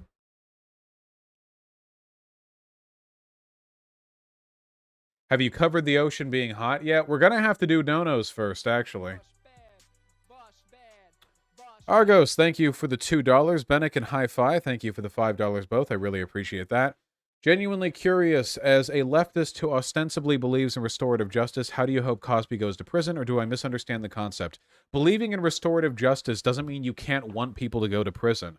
There are two major benefits to prison as far as I'm concerned. One is a rehabilitation. The other one is separation, keeping dangerous people away from society. I don't know if there's any potential for Cosby to be rehabilitated, but I do know that he's a danger to society, and for that reason, he should be kept separate, okay? Pro-Social Spark, thank you for the very kind $10. Is there further reading on how to handle the migrant crisis without killing innocent people? I don't really know. I don't have any reading on that. Sav does the draw, thank you for the very kind $5. You like Utopia 2013? So noted. Inca Blue, thank you for the very kind $2. Thank you. Dandy Andy, thank you for the $5. Really appreciate that. Landry Cities, Cola Dick, thank you for the tier 1 subs both. Really appreciate that. Far Scryer with the two $5 donations. Yeah, he's projecting pretty hard. Oh, it's so warm in here. Robot Jones, thanks the tier 2 sub. Welcome back. Misty Dragon, thank you for the tier 3 sub. True Beta. Cadzer, Farscryer, and Marin, thank you for the $5 all. I really, really appreciate that. Yeah, the Warrior Poet Society guy has been doing No Nut November for quite a while. Stake Tanuki, thank you for the very kind $10. True, making the world a better place. Boy Meets Mini, thanks the gifted tier 1 sub. Lenzo Ramonez, thank you for the tier 1 sub yourself. Yeah, these false masculinity channels are all about image and have nothing to do with maturity or forming good relationships. True. DSM Illusion TV, thanks for the tier 1 sub. Really appreciate that as well. Aiden Hearn, Yolando Hayes, and Gregory Gregarian, thank you for the $5 all. Thank you very, very much. Withered Prince, thank you for the very kind $10. And with the $5 remaining, thank you very, very much. Yes, these types do tend to play victim quite a bit. Jeremy R., thank you for the very kind $10. D'Angelo's book passage from last stream was out of context, and her CBS interview shows the intent of the passage was to give an example of her own cringy past racism. I hate D'Angelo, and I don't care. D'Angelo is doing such unfathomable harm to the discourse that I legitimately do not give a fuck, okay? Besides, she's still doing that shit today. Like, right now. Those same basic tendencies of encouraging performative apologia from white people. Cadzer, thank you for the 2 gifted tier 1 subs. Deus Vinarine, thank you, same. Will from PA, thank you for the very kind tier 4 sub. Really appreciate that. Po Quiddy89, thank you for the tier 3 sub. And Little Al Hooting with the gifted tier 1 sub. Thank you very, very much. The inclusivist, woke ass pussy, and withered Prince, thank you for the $10 all. Very much appreciated. Calistian and Lena Lux, thank you for the tier 1 subs both. Of course, Lena. Thank you very much. Obelisk, Gabriel Rosales, Legacy Nitro, and Bat Canary, thank you for the $5 all. I really, really appreciate that. Bat Canary, happy to tune you in as have you tune in and cheer you up as much as possible. Tristan, thanks for the tier 2 sub. Zofia, thank you for the tier 1 sub. Likewise, Astatine. Red88 Rex, thank you for the $5. Alongside Matthew H. Madphrodite, thank you for the very kind $10. No linkers today, my friend. The Vigilante, thank you for the 511. Really appreciate that. Huggin' Raven, so I've seen. Title Punk Roller Girl, thank you for the very kind $5. True. Crawling Chaos, thank you for the $10 and $3 respectively. Ended up liking the guy. Dysfunctional Daisy, Mario San, Sad Boy Socialist, thank you all for the very kind $5. Really appreciate that. Dylan Bith, thank you for the tier 3 sub. Really appreciate that. Little Hooting at the gifted tier 1 sub. Mario San and Mir Kit, thank you for the $5. Both Kamikaze Kaizen, thank you likewise. Coconut Island, thank you for the very kind $5. Can you react to this meme? Maybe. Just for once in our life, can we focus on what's important in life, which is hating women? Do I believe in women's rights? I do not. The American people are tired of women.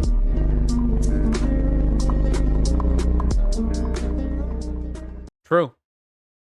And you can all be Sigmas too. You just follow my basic lesson, hating women. Spinosaurus, thanks to the $5. Bronze Caltrop, Sarah Rose, and Alexander Speaks, thank you for the $5 all. Really appreciate that. Alex, thanks to the tier 1 sub. Withered Prince with the $10. Thank you very, very much. I'm glad Curse of Strahd went well. Illa Devine, K Dio, thank you for the $5 both. Really appreciate that as well.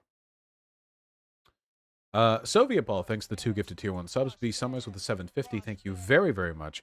Would you rather have to fight a chimpanzee once a year, you get a sword, or fight a chicken to the death every time you got in a car? I'd rather prepare and train for the chimpanzee fight. If I have a sword, I'd rather go for the one-off. I don't want to have to worry every time I get in a car. If I have a sword, I think I'd have a decent chance against a chimpanzee. They're very strong, but they're not like gods. I have a fucking sword. Chimps are strong and fast, though? Yeah, but I have a sword. Mr. Fanatic wants to talk with you. When people say, I want to talk with you, can I get on voice, but they won't actually say what their disagreement is in chat, there's no point in listening, there's no point in paying attention, really. Right, so since I'm not a conservative, he can just misrepresent black issues all day and run. Yeah, this guy doesn't believe that Bill Cosby raped anyone. I have no patience for people like that. There are people out there who think the best thing that you can do for black rights is to defend every single black person no matter what they do, and these people are disgusting. He said his disagreement? What was the disagreement then? I can't read every message in chat. I'm reading donos. Helene, thank you for the very kind $20. That may be your best debate ever. Thank you. I'm really happy with how the debate went yesterday. Seriously, it was really, really good, I think, in my opinion.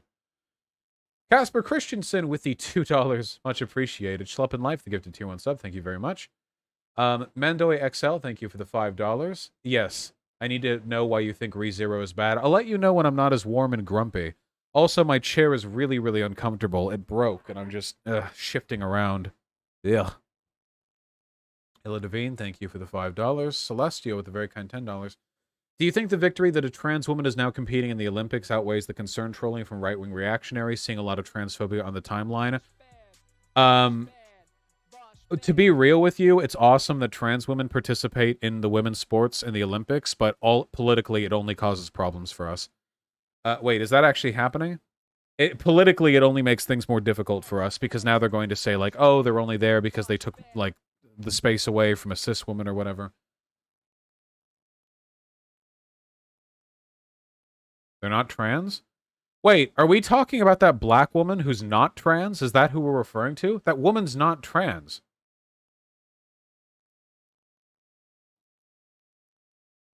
Who are we talking about? No, the New Zealand weightlifter? I don't know what we're talking about. Oriva Sensei and Genghis420, thank you for the $5. When my mom was 8, she danced in front of Bill Cosby for a children's dance competition. At the end, he pointed to her, 8 years old, and said, "That's going to be my wife." Wow! Cool. That's cool. The Wrong White, thank you for the $5. Good luck with your surgery recovery. And Soviet Ball with the $5 yourself. If you want to mix Mechanism and Beast in 40k, then Chaos is your best bet. I don't want to be Chaos. I don't like Chaos. Chaos is bad. I don't want to be Chaos.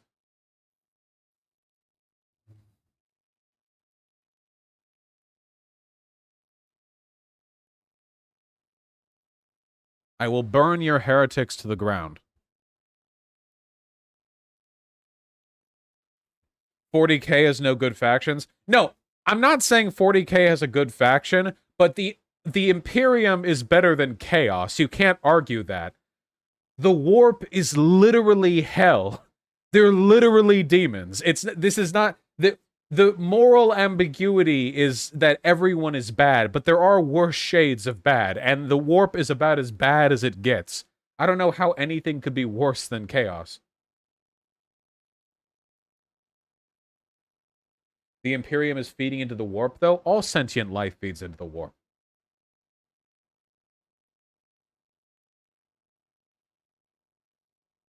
You got the people who are listening who don't follow Warhammer. Okay, here's the 60-second lore, okay? Basically, humanity got really big and started conquering the galaxy, and they fought a bunch of aliens, and they all did so under the banner of the Emperor. And the Emperor was like the coolest dude ever, and he was like amazing and perfect in every single way, okay? Eventually, the Emperor's favorite son turned out to be like into Marilyn Manson and death metal, and so betrayed by his vision, he fought against the Emperor, and both of them were slain. Except the Emperor was only kind of slain, and now he's kept alive in a gigantic golden throne, all right? Basically, the reason why his favored child turned to Marilyn Manson is because all sentient life feeds into the chaotic emotional maelstrom of the Warp, which is basically hell, an alternative dimension. And in order for humans to use faster than light travel, they have to go into the Warp. And they have anti-hell force fields that sometimes break down. And then they become hell ships, okay? That's basically the gist of it. That sounds super metal. It's all very metal. Here, let's look at the armies of chaos, okay? Yeah. It's all tabletop shit, but like there are 4 gods of the Warp. Slanesh is change and plan making. Nurgle is plague and pestilence. Slanesh is being horny. And Khorne is being angry and killing people. Wait, did I say Slanesh instead of Chinch? Chinch?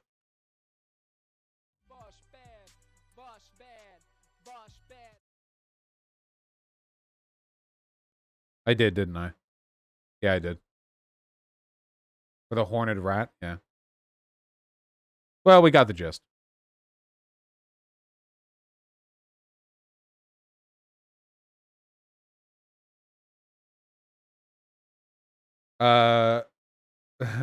You can DM me on Discord, Maximo, but I can't promise to look at it right now.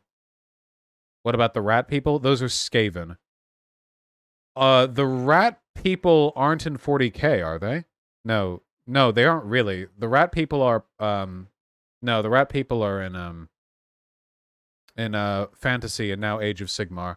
And they're sick, by the way. Hold on. What are they? They're Grand Alliance Chaos, right? Yeah. They have some sick shit. Look at these lads. Look at this lad.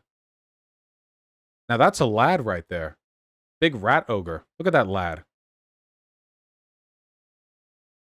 Big lad. Big machines. This is what Hyena got. Look at that.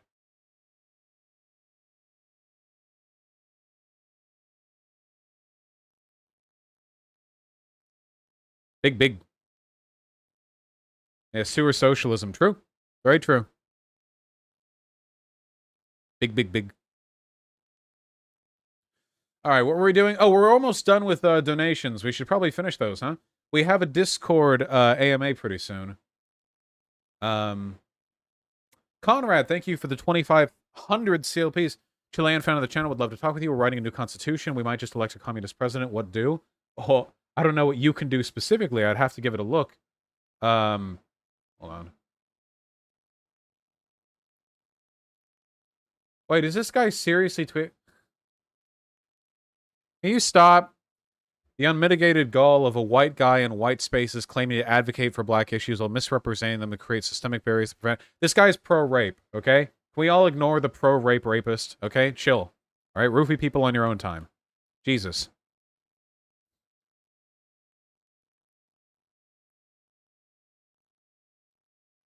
Can't promise a conversation, though.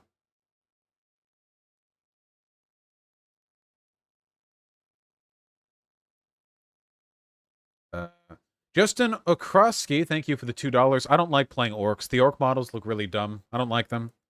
Meketrefe94, thank you for the $5. Thoughts on the Unabomber Manifesto? Shut up. Cody's12, thank you for the $3. Really appreciate that.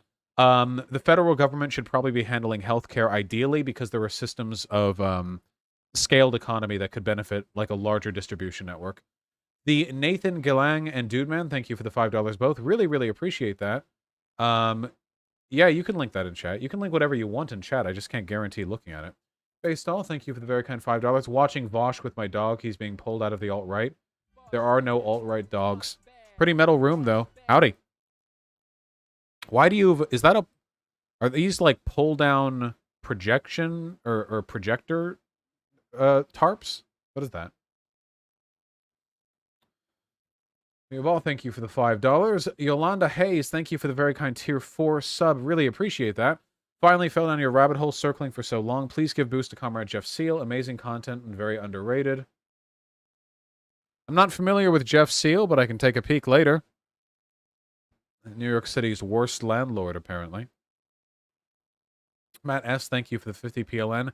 Please do 2-hour video. POC meets white liberal POV. Why don't you talk about religion? Religious topics just aren't something that I consider my forte. Maybe. Musent, thank you for the very kind $10. I'm very happy to hear that you enjoy my content. Did you hear that Dream commented in YouTube chat? No, he didn't. If he did, then not only would every single one of you be talking about it, but I would have emails informing me. Nice meme. Pro-Social Spark with the unbelievably kind $100 donation. Jesus Christ. Migrant crisis. God fucking damn it, man. How much do I have to pay you before you point me towards a solution I can work towards? I'm educated. Help me here. You realize paying me more money isn't going to change my mind, right? If I say, I don't know where you can go for that, giving me $100 isn't going to rattle my memory. I'm not a fucking guard you're bribing. Jesus. Wait, this is, I'm not hustling you for money, okay? This isn't a bus stop shakedown. I don't know. There are other people who might know quite a bit more about this than me, but... yeah, it'll rattle aristocracies. I really appreciate it, by the way, but I'm afraid that I'm just not that susceptible to shakedowns. I don't fucking know.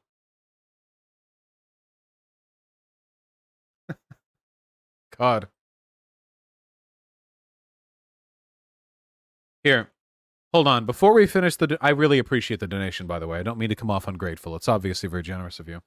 Before we move forward, by the way, so the way armies work in Warhammer 40k is that you can have different armies as long as all the ones in the same detachment are from the same army type, which means that you can have Space Marines and Imperial Guard, or I'm sorry, Astra Militarum or whatever, and all so on and so forth. But anyway, I thought I wanted to show you really quick.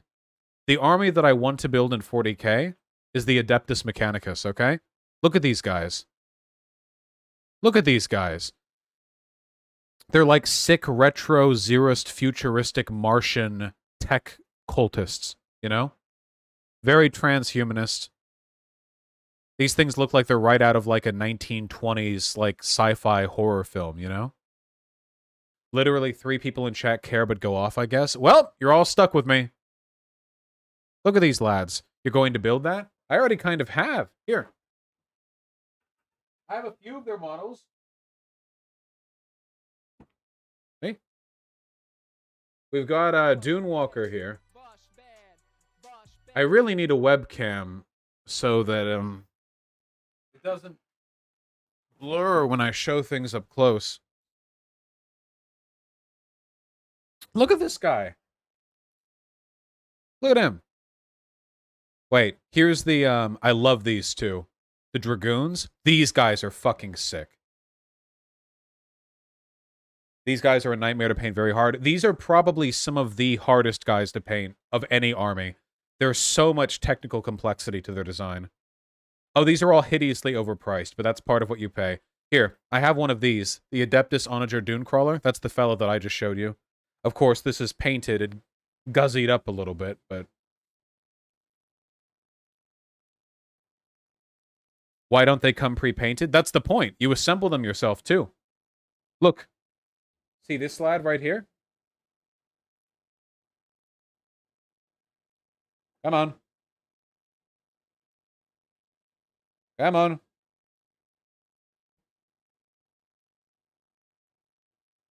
That lad? Came from all this. You buy the screws. Skews. You can modify them as you like, and the better you are at modifying them, the more wacky stuff you can do to them.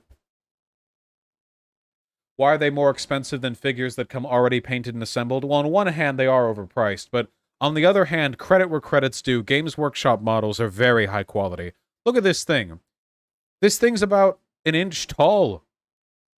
Look at that detail. But it is very overpriced. Yeah, there are a few places you'll find better models. Look at these things.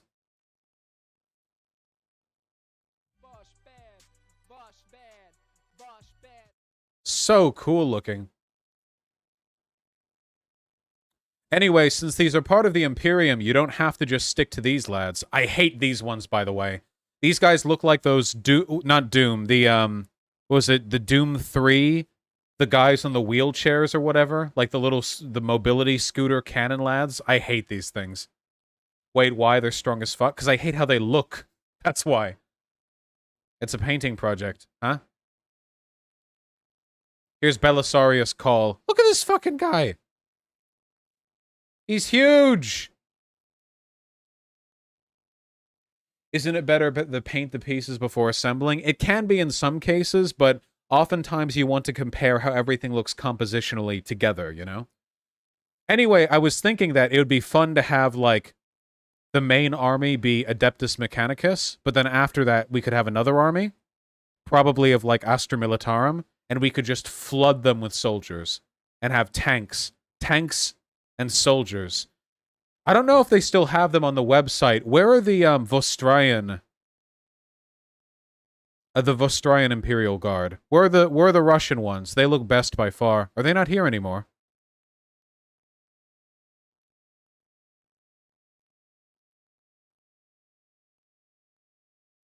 They're completely gone, out of order now? What the fuck? Really? Why?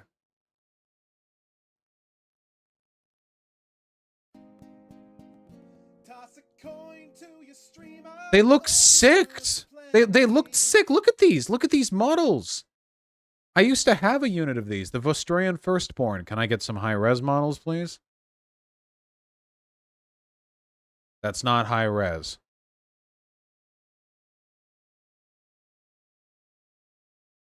Look at these lads. They all have big fucking ushankas. Look at their big hats. Look at the mustache.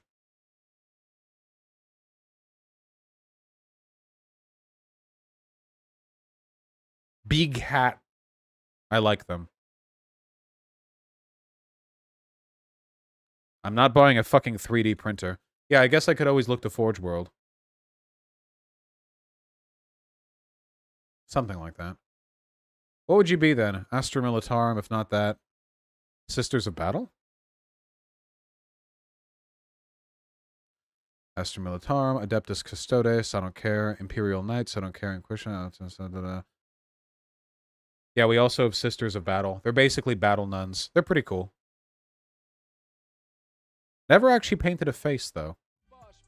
I want you to know that painting those eyes in, we're talking like 1/10 of a millimeter, okay? Jesus. Cathedral tanks. Very practical. In battle, by the way.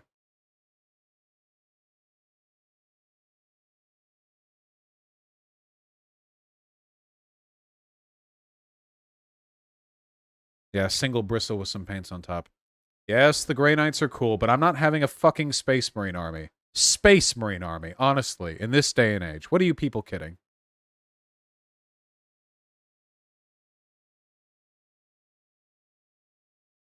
Orcs, orcs, orcs, orcs, orcs.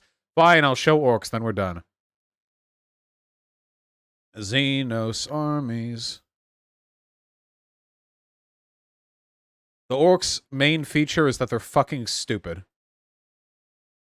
Also, they're all British. And their cars go faster when they're painted red. Yeah, they all have Cockney accents. Beep, beep. Yeah, red uns go faster. I like the Flash skits. Look at them, they're so happy to be holding guns.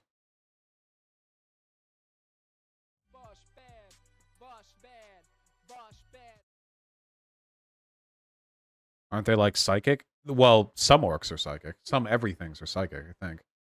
Anyone can be psychic if they try hard enough. You have to show them best girl? No. No! No Tau. Tau are degenerates. We're done. Stop! We've lost enough viewers. We need to get away from this.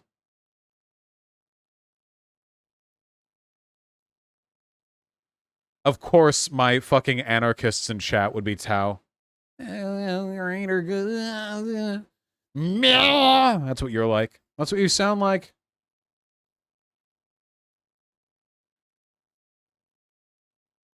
Besides, if you're playing Xenos, you should probably play Tyrannid. Don't you all want to fuck this thing?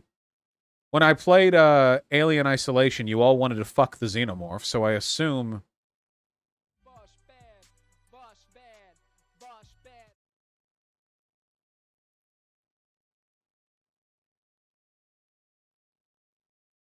Yeah.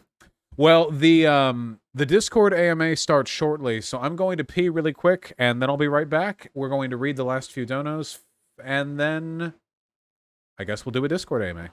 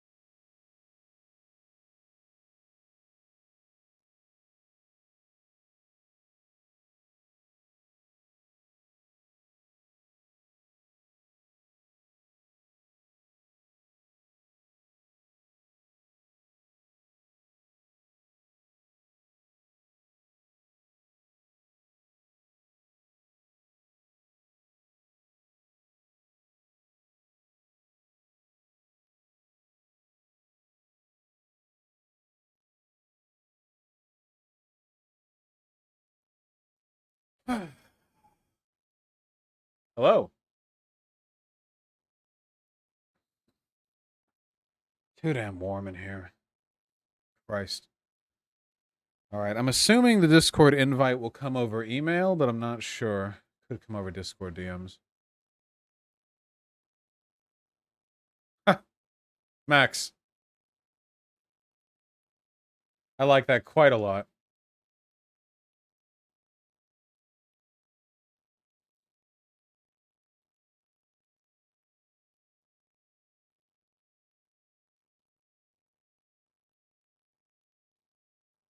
Uh-oh. Hold on. I have some fucking content for you. I was just checking my email and I found one with the title, "This is why you have no black followers." I won't read who it's from, of course, nor show it on screen, but I'll read it out loud. I just saw your video attacking the woman who claimed to be pro-segregation. As one of your few black fans, I knew to brace myself before watching the video, but holy fuck, that's exactly why this woman is pro-segregation. Apparently being anti-segregation is the reason why she was pro-segregation? I don't agree with what she was saying, but... Oh, so this person doesn't even agree. I'll just read what they have to say. 1. I have very rarely seen you address any other black creators and find it interesting that you pick to talk... Find it interesting the one you pick to talk about is someone you want to attack, despite so many that have more interesting, original, unique, and inspiring takes on social change in the US. I'll answer that one because I don't pick on people I agree with. The whole reason I'm a socialist is because of the Black Panther Party. What am I supposed to find a TikTok and like, I agree with this one and like agree with them, you know? But yeah, if I'm responding to anyone on my channel, it's going to be because I disagree with them, almost overwhelmingly. Also, yeah, it had 300,000 likes. It's not like I had to dig into the dirt to like find. It's not like I went like looking for a black person to disagree with. Jesus. 2, why did you decide to go harsh? I've seen you debate deeply racist, xenophobic, homophobic white men, and you somehow maintain the utmost respect despite disagreeing. First of all, talking directly to a person and talking about a person are two different things. Second of all, I have zero respect for people who use like woke logic to justify far-right political perspectives. I have always acted this way in response to that, okay? You're engaging in some hardcore, like, selective memory here, because I have very angrily argued against racist shit white people say, like, hundreds of times, you know? And then point 3, and here's the reason why we don't have to acknowledge anything this person's saying, stay in your fucking lane. I understood she was saying it to mean having more specified spaces, like black colleges where it's not illegal for white people to go to, but for black people. The only other time I've heard this idea, that's what was meant, and no, that doesn't mean violence and racism will follow. It just means black people have a place to go and take a fucking break. So you do agree with what she said, except she was explicitly saying she was pro-segregation. She explicitly said that. Segregation wasn't so bad. We weren't trying to sit with you. We weren't trying to kumbaya all black. No. She's just doing what white nationalists want, except from her perspective. Next time, instead of jumping down someone's throat, try clarifying or inviting her on the show. Why would I? There's nothing to clarify. She's a racist. And why would I invite her on the show? Like, every person I disagree with, I have to do this? I think you should stay in your lane, buddy. Whew. Stay in the dumb fuck lane. Whew. There we go. Got him.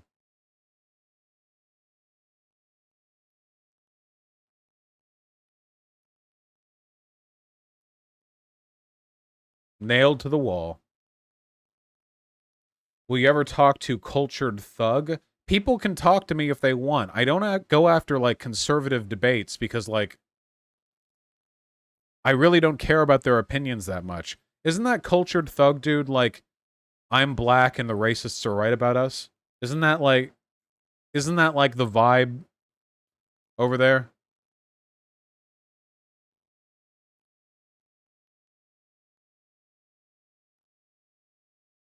All right, let me see. Where's the AMA gonna be? Yeah, let me get the info. Hold on. Thought you really wanted to debate conservatives, though, lol. I want to debate people who want to come on my show. I don't want to, like, go out of my way to pull people on my show in some sort of desperate clout bid. I never, ever, ever, like, go after people like that unless there's some particular inciting incident. Like, I watch something of theirs and I really want to take them in on that. And even after that, I don't normally follow up. That Warrior Poet Society guy isn't going to respond to anything that I said, just like Salty Cracker didn't respond to anything that I said previously. Like, I try not to, like, push for it too hard or anything. It's mostly like, you know, while I'm here. Trust me, getting a conservative on my stream when they don't want to be there is like a teeth-pulling, agonizing, and completely unfulfilling process. All right, let me check.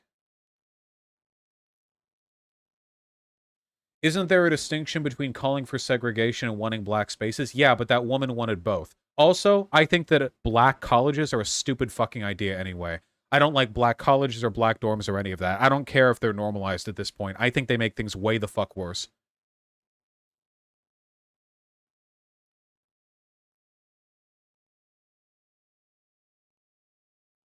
Yeah, they just don't help.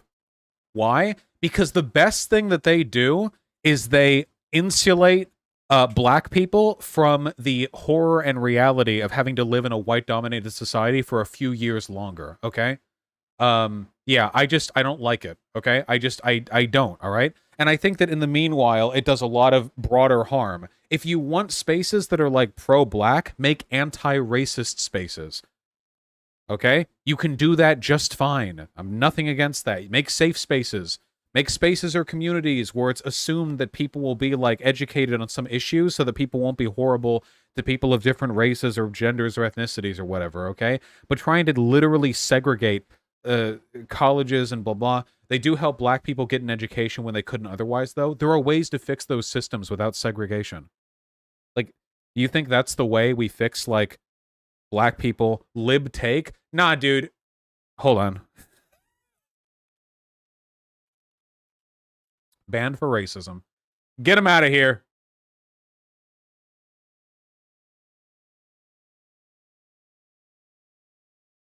The fact of the matter is that, like, segregated spaces and affirmative action haven't really done anything to address systemic divides. I don't have anything against historically black colleges. These are just colleges that have, like, tended to be black. I'm talking about, like, segregated spaces. That shit's really weird, dude. And I don't think that fixes anything. Also, why is the burden on me to prove that it doesn't fix anything? Why don't other people feel a need to prove that they do something positive? Because they don't. I never actually see the argument taken from that perspective. Nobody ever comes up to me and like, here are all the objective ways in which segregating these elements of society makes society better. Like, how? In what way? What are we doing? How do you feel about affirmative action? I don't think affirmative action does any good. I genuinely don't.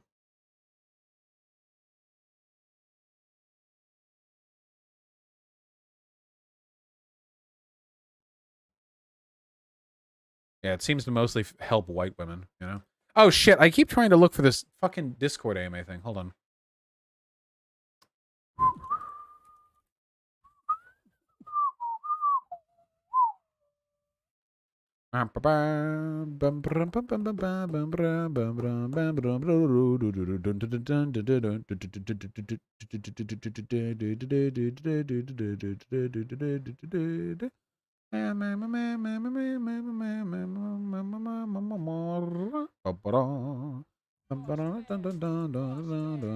Okay, here we go. I found the email chain. 1 second.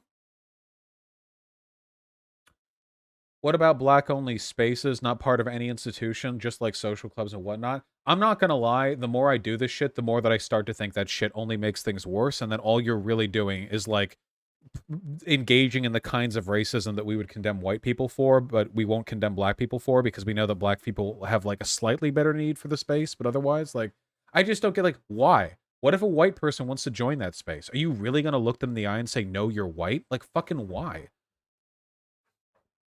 Like, yeah, why not just have progressive spaces, you know? I'm sorry, I have no respect or sympathy for black people whose political motivation is, I just don't like being around white people. Okay? That shit's so weird to me, you know? Like, there are a lot of black people on social media legitimately just seem to make that take, you know?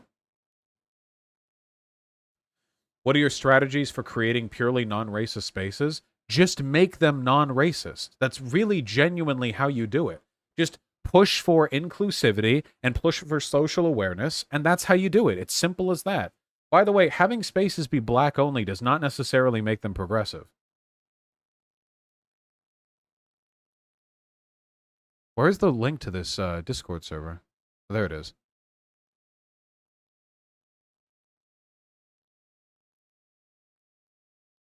There we go. The Cafe di Flore? Wait, that was from January. Is this right? Yeah, this is right. Okay. Vosh turning reactionary. So you're against queer-only spaces? Yeah, if a straight person wants to be part of a queer-only space, why can't they be? The mistake that people are making is that black-only spaces are necessarily welcoming towards black people, and queer-only spaces are necessarily welcoming towards queer people. That's not true. There are spaces made entirely of white people that are less racist than spaces made entirely of black people, and there are spaces of straight people that are way more accepting of, like, trans and non-binary people than largely queer spaces, okay? The problem is, these systems are about ideology and behavior, not about your literal fucking skin tone, okay? And when you try to separate people based on skin tone, the result is always going to be exclusionary, and it's always going to be essentialist. This isn't even to speak of the optics of it making us look bad. Well, if you're an anti-racist, pro-black space, why can't non-racist white people come in there? Seriously. Maybe they come in and they find that the cultural discourse isn't something they're necessarily familiar with, and maybe they don't want to be. And if that's the case, like, work that out in the group, okay? You do not make society any better by partitioning and segmenting off people based on their, like, fundamental, essential characteristics. Yeah, I'm sorry. like, once again, people on chat are like conflating social spaces with like organizations. If you yourself only want to have like queer friends, you can have whatever friend group you want. But that doesn't mean that I'm going to agree with you forming a club or a social space or an institution that it abides by those same like restrictive or exclusionary mechanisms. Okay? This is a base take, even if it sounds uncomfortable. Is it really uncomfortable to say I don't think that groups and institutions should discriminate by race? Is that really an uncomfortable take on my part? Like, am I really standing out there on like the deck of the ship, bracing the storm with my brave take here? Jesus. The biggest counter is other POC, as other chatters are brought up. So many of these points crumble when Hispanic or Asian people want to show solidarity. Yeah, it just, things don't, nothing good comes of segmenting people like that, you know? I think there's some argument for like queer only or trans only groups that advocate for that group's interest specifically, e.g. women's councils and Rojava. Yeah, the women's councils things were mostly implemented as a way of countering the long-standing like misogyny in the culture of the region they were taking over, right? But I'm meaning like ideally as an institution, why would you ever need to have a women's council? People should be able to advocate for whatever they want despite like their biological characteristics, you know? Okay, but the entire point of spaces for marginalized people is because those people have been previously denied any space. That doesn't mean you need to do the oppressor thing, but in reverse, dude. Just create a progressive space then that allows the marginalized people. That you don't need to then block out the white, straight, cis people to, like, do the inverse, okay? Yeah, you can have spaces that are inclusive to marginalized people without making them exclusive to non-marginalized people. You can do that. It's not oppressive to have a queer-only space. That's just silly. You're reflecting the attitude of the oppressors. It is the attitude of the oppressor that they keep to their own kind because others are not deserving of their space, and that is just as bad of an attitude for black or for queer or for trans people to make that statement themselves. Just because they're not reflecting the same social biases and just because they don't have as much power doesn't mean it's not a bad mentality. Seriously, just let people into these progressive spaces, okay? Make it clear you're not saying historical black colleges are racist. Some people think you're doing that. Historical black colleges can have white people in them. They don't ban white people. They're just like majority black colleges. They don't ban white people. They don't literally block white people from going. They're not segregated.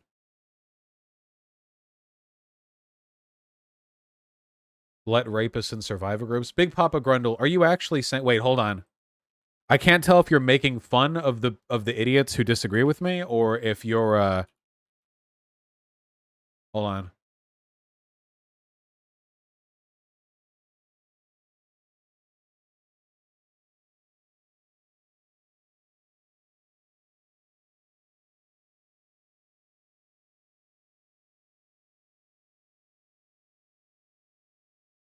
Wait, where are the results from July?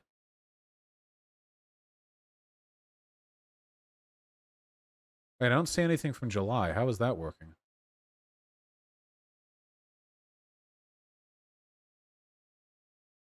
Huh. CIA.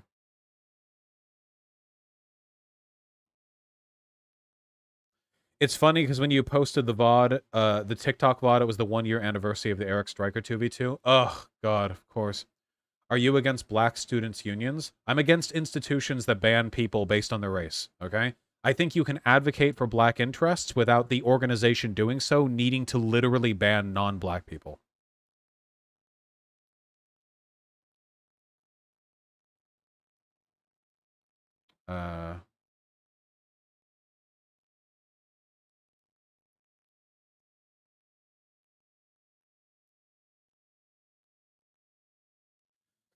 Why do people think this take is like that there shouldn't be queer-only support groups? Why? This is such a normal take that I have. What is wrong with you people?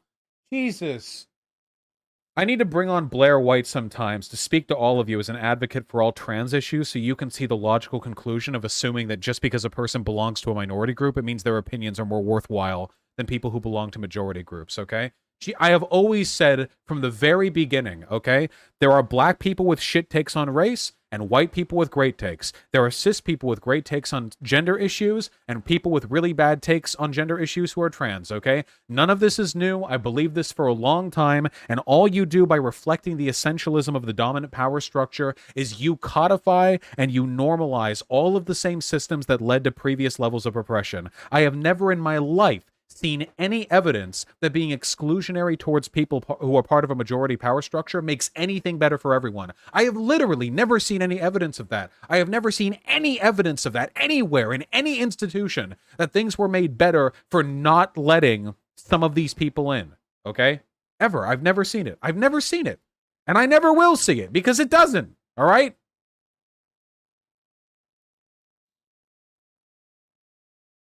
All right. It's time for the AMA.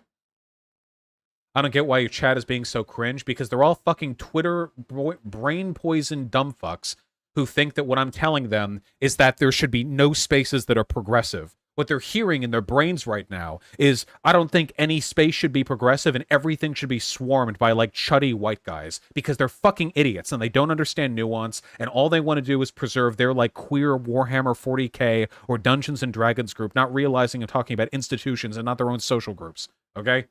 All right. Let's do this.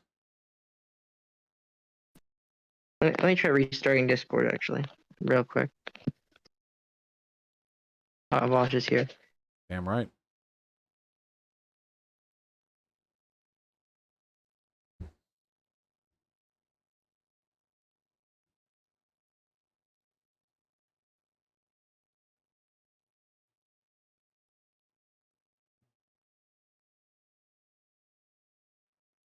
I'll ask for a Discord link that I can provide.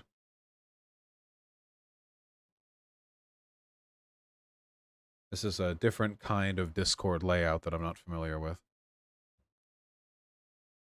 I just want the name, not the link. Café de Flore. It's like French, like F-L-O-R-E, Café de Flore. We need to be clearer on the semantics in the future. I was clear from the beginning. I don't think that progressive spaces should be exclusionary to people based on their race. Now. I was very, very clear. Vosh, I've invited you to speak. You should be able to accept the request. I'm not sure if you've used these stage channels before, but... I have no idea what these stage channels are, and they cannot hear me. Accept the request. Show request. Become a speaker. I have never seen this system before. I have no idea what this is, but I think I'm in. Hello? Hello? Hello? Hello? Hello? All right, yeah, we can hear you. You can. Don't bury the lead too hard. Over here. I don't know. Yeah, we can hear you. Yeah, this is the stage channels are a new feature, so I guess you haven't used them before. But yeah, it's good to have you. Glad you're finally here. Yeah, we finally made it. Yeah, I have. I think it's been what, like 8 months or something. Like I think it was before the Chomsky AMA that we originally got in contact, right? So, and something like that that we've been trying to set this up. Yeah, it has definitely been a while, but we did make it, and you know, it's really about the journey and not the destination anyway. Exactly, and the friends we made along the way, right? Right. So I've been having some issues on my end. I don't know if it's with like a new update with the Discord app or something, but I keep like my mic keeps dropping out for some reason, so I keep having to like leave the stage and come back.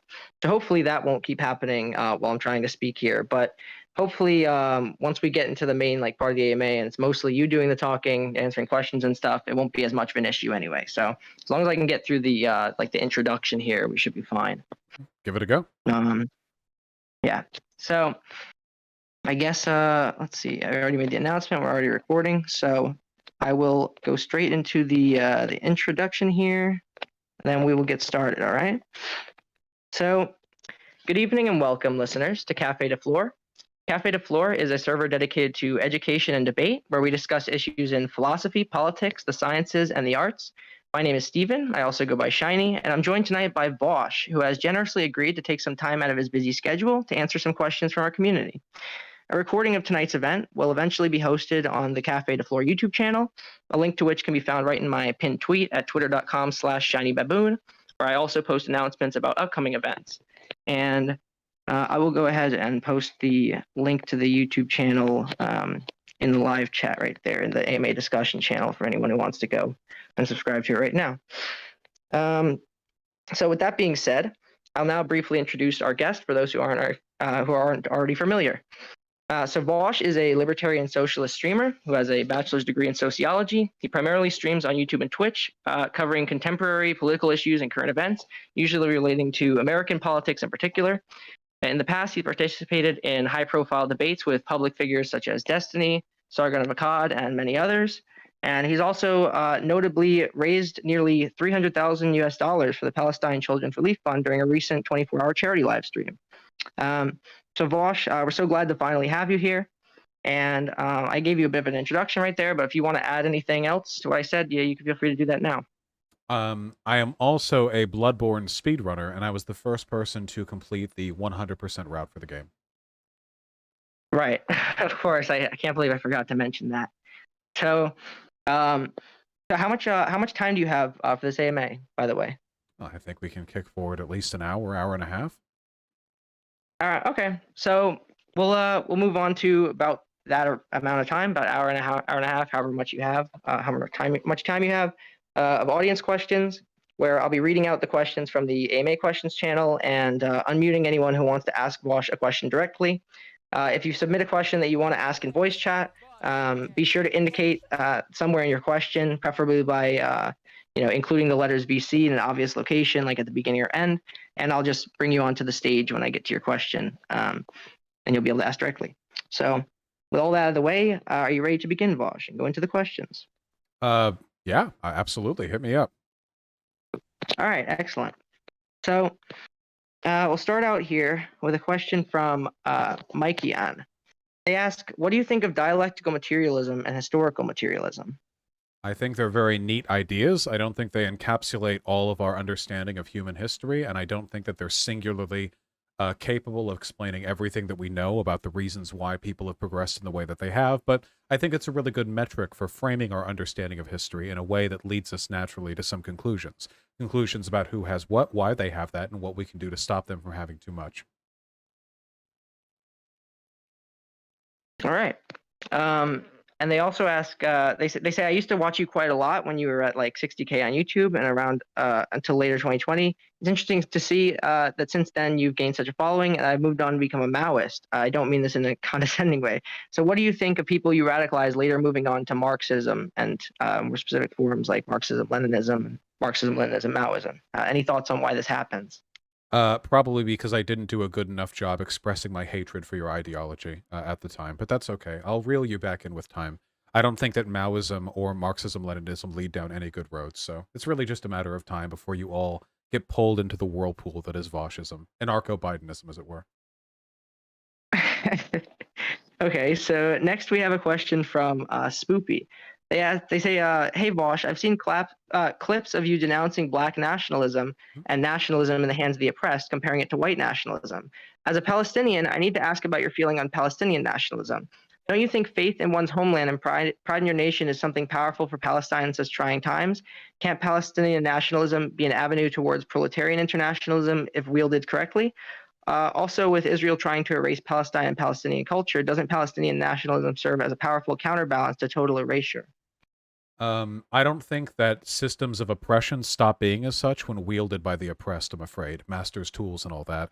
With regards to Palestinian nationalism, Scottish nationalism, Kurdish nationalism, or whatever, I say the same.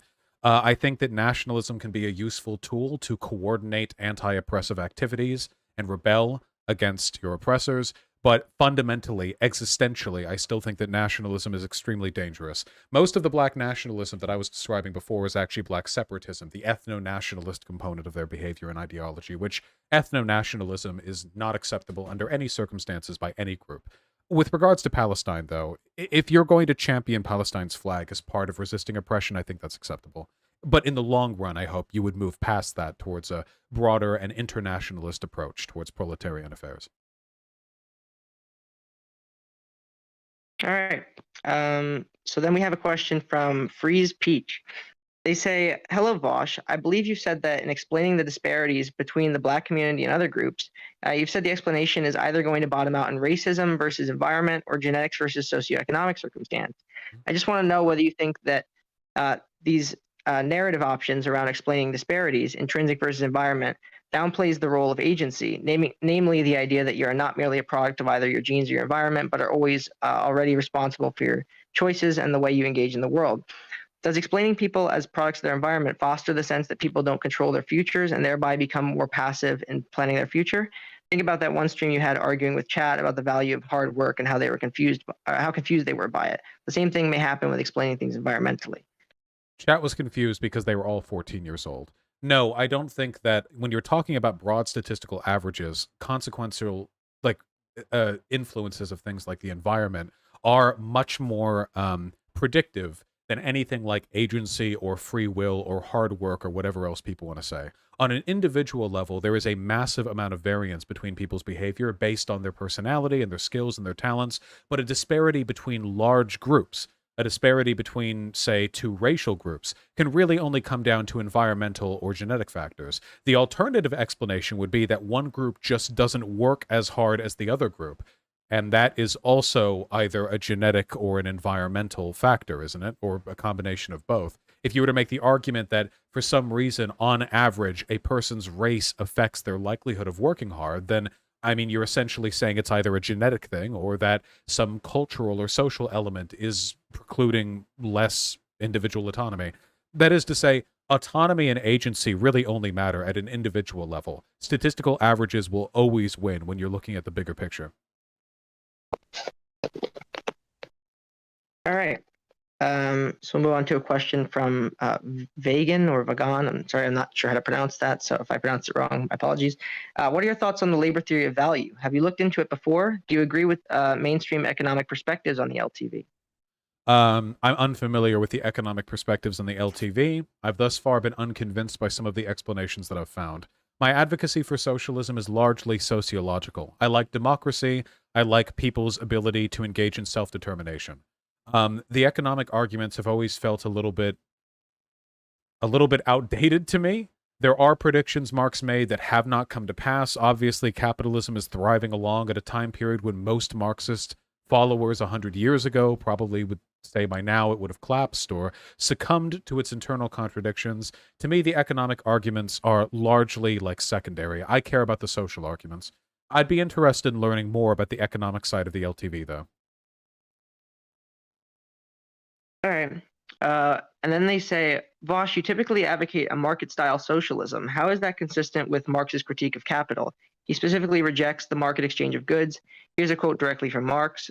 Within the cooperative society, based on common ownership of the means of production, the producers do not exchange their products. Just as little does the labor employed on the products appear here as the value of these products, as a material quality possessed by them, since now, in contrast to capitalist society, individual labor no longer exists in an indirect fashion, but directly as a component part of total labor. The phrase proceeds of labor, objectionable also today on account of its ambiguity, thus loses all meaning.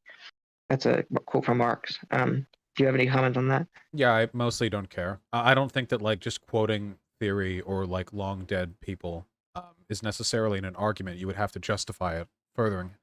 With regards to markets, the viability of a market economy right now is uncontested. Nowhere on this earth is there a non-market economy which comes even a fraction of a percentage as efficient and as effective as the market economies that we have. This is a fact of the world that we have to accept. We shouldn't live in delusion. We shouldn't pretend that's not the case. We need to acknowledge the overwhelming current superiority of market economies, and then we need to ask ourselves, what can we do in spite of that? What do we do to ameliorate the negative effects of markets on the world? And I think there are a number of very reasonable solutions people can make. Selective decommodification being a fairly obvious one, democratic ownership of the means of production being another one. But so far, the history has been extremely unkind to command economies.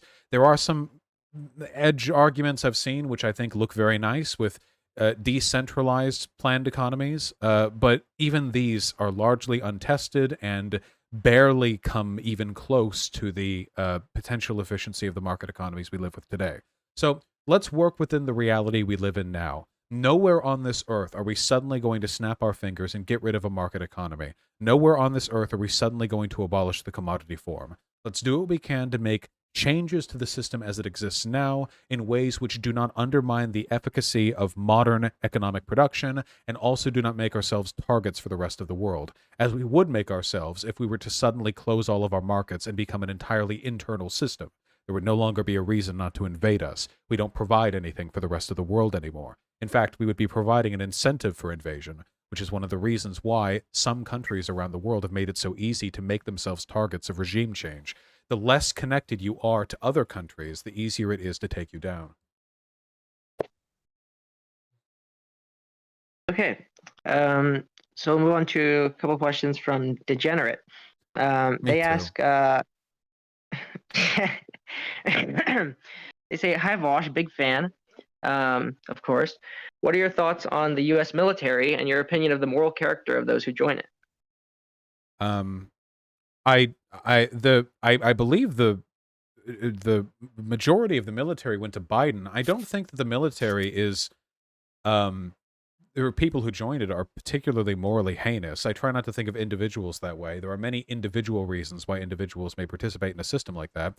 As for the military itself, I mean, it seems to me that it operates at times as a political tool and at times as an institution that is almost, I'm going to say this word very loosely, apolitically dedicated to the protection of the United States. When I say apolitically there, I don't actually mean it's not a political kind of protection, because of course it is. The decision to defend the United States is a political one, but they do so, it seems, sometimes in a manner which is almost neutral towards the current political discourse. A good example of that would probably be the latest shenanigans with Matt Gaetz and the chairman of the Joint Chiefs of Staff, where the military brass don't seem to be anywhere near as far right as you would expect, given the positive relationships they've historically had with the right wing in this country. It almost seems like if lefties tried a little bit harder, we would be capable of making quite a few people in the military favorable towards our arguments. What's one of the reasons why I actually advocate for people on the left to exploit they're almost the white blood cells of this country. The FBI has been warning about white supremacy in our country for decades, right? That's probably something we should take advantage of if we can. If there are systems in our country that are extolling the harm and the potential danger of white supremacy, then even if they're coming from the feds, that's something that we could probably tap into and make good use of. If we ignore it entirely because of where it's coming from, then we're probably leaving ourselves to be categorized alongside those white supremacists. Okay. And then they ask, what goals are you trying to achieve with your online presence? Oh, I just want people to have good arguments in favor of progressive socialism. That's really it. I mean, obviously converting people is good and wonderful, but I've noticed that many of the conversions people attribute to me are actually that they were then able, people who watch me, I mean, to go ahead and argue with their family member or their friend and use the arguments I provided them to move them over on a point, or at the very least get them to stop bugging the fan of mine. That's awesome. And that's something that I like to see more of, you know? So hopefully that spreads, and maybe with time I grow more ambitious. All right. And then we'll do one more question from Degenerate. They have a lot. I don't know if we can do all of them right now since we have limited time, but I used to be almost fanatic over Andrew Yang, they say. However, recently, not so much. What are your thoughts on Andrew Yang and universal basic income? UBI is cool, but Andrew Yang has revealed himself to be kind of a charlatan. He just seems to me like an ignorant, like, tech bro. He got a good idea by chance while rolling the dice and stuck to it as hard as he could, but in terms of his broader political instincts, I don't favor them. He doesn't come off as particularly progressive to me, nor as particularly radical, really, with many of his prescriptions. Apart from the UBI thing, which seems to be mostly motivated by a fear of automation and less by an advocacy for the working class, which is strange. There's nothing about him that really stands out to me, apart from his weird appeal to people online, probably because of the UBI thing, or maybe just because he comes off kind of odd. All right.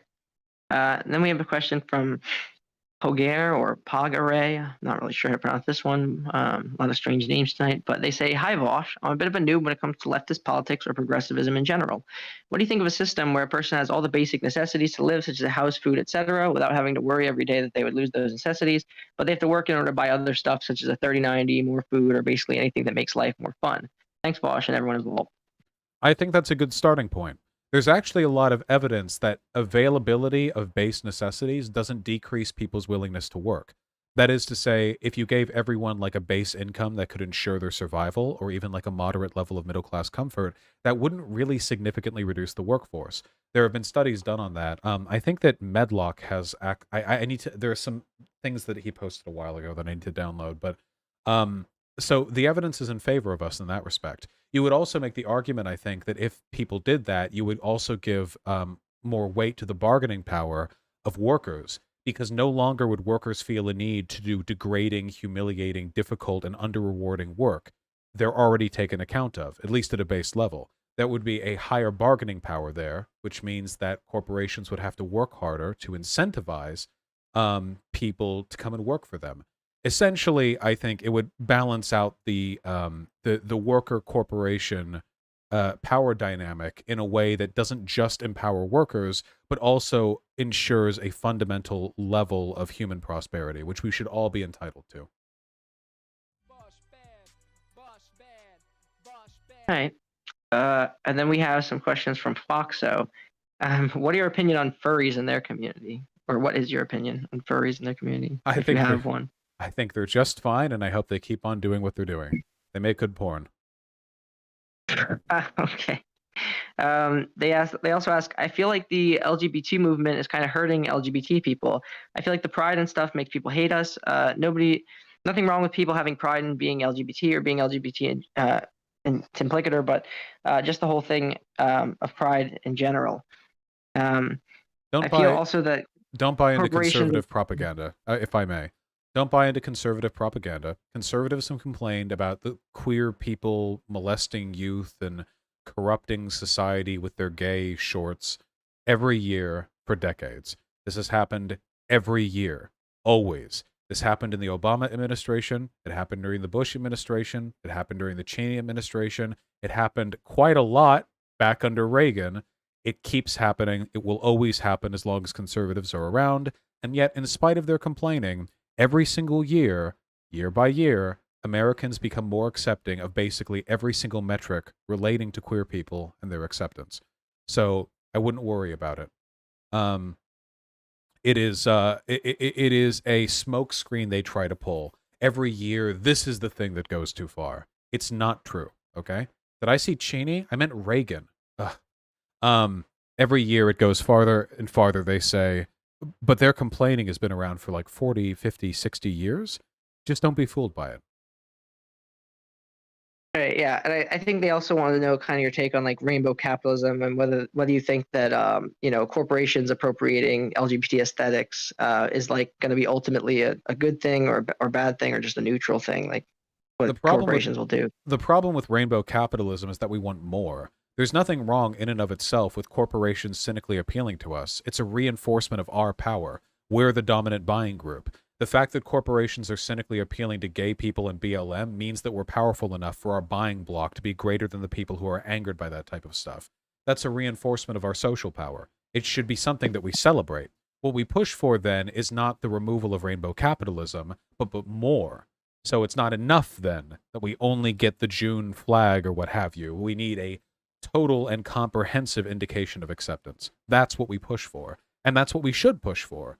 But people who think that it would be better off if corporations like didn't show support at all because it's cynical, why? What do we lose? How are gay people harmed by the most powerful corporations on the planet showing some performative acceptance of us, you know? Right. Okay. So I am the one asks, what's your opinion on Black Lives Matter? I think it's good. I am in favor. Right. I figured you wouldn't probably have much else to say beyond that. But so Eli Speak says, Bosch, do you think that participating in electoral harm reduction is going to set us up for real change in the future, or are we simply preserving a system that's not capable of radical transformation? Nah, the system is preserved whether or not we participate in it. Leftists not voting, trust me, is not going to bring down the system. However, us voting and us participating and advocating can lead to people like Bernie Sanders briefly getting a national speaking post. And in doing so, we created millions more lefties. Look at what the far right does. The far right is perfectly capable of this. Even if their insane far right ideas don't necessarily get pushed through legislation, they use the power and they use the speaking time they have to move people over to their position, which sets things up for a better change in the future. Well, worse change in the future for them because they're bad, but yeah.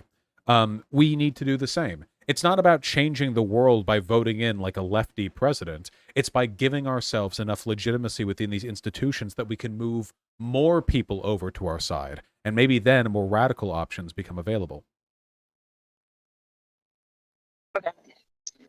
So I think Soyuz wanted to be brought on stage to ask a question next, so I'll invite him to speak real quick. Sure. Hey, Soyuz. There? Yeah, I think so. Is my mic working well? Yeah, we can hear you. Should I ask my question? Yeah, go ahead.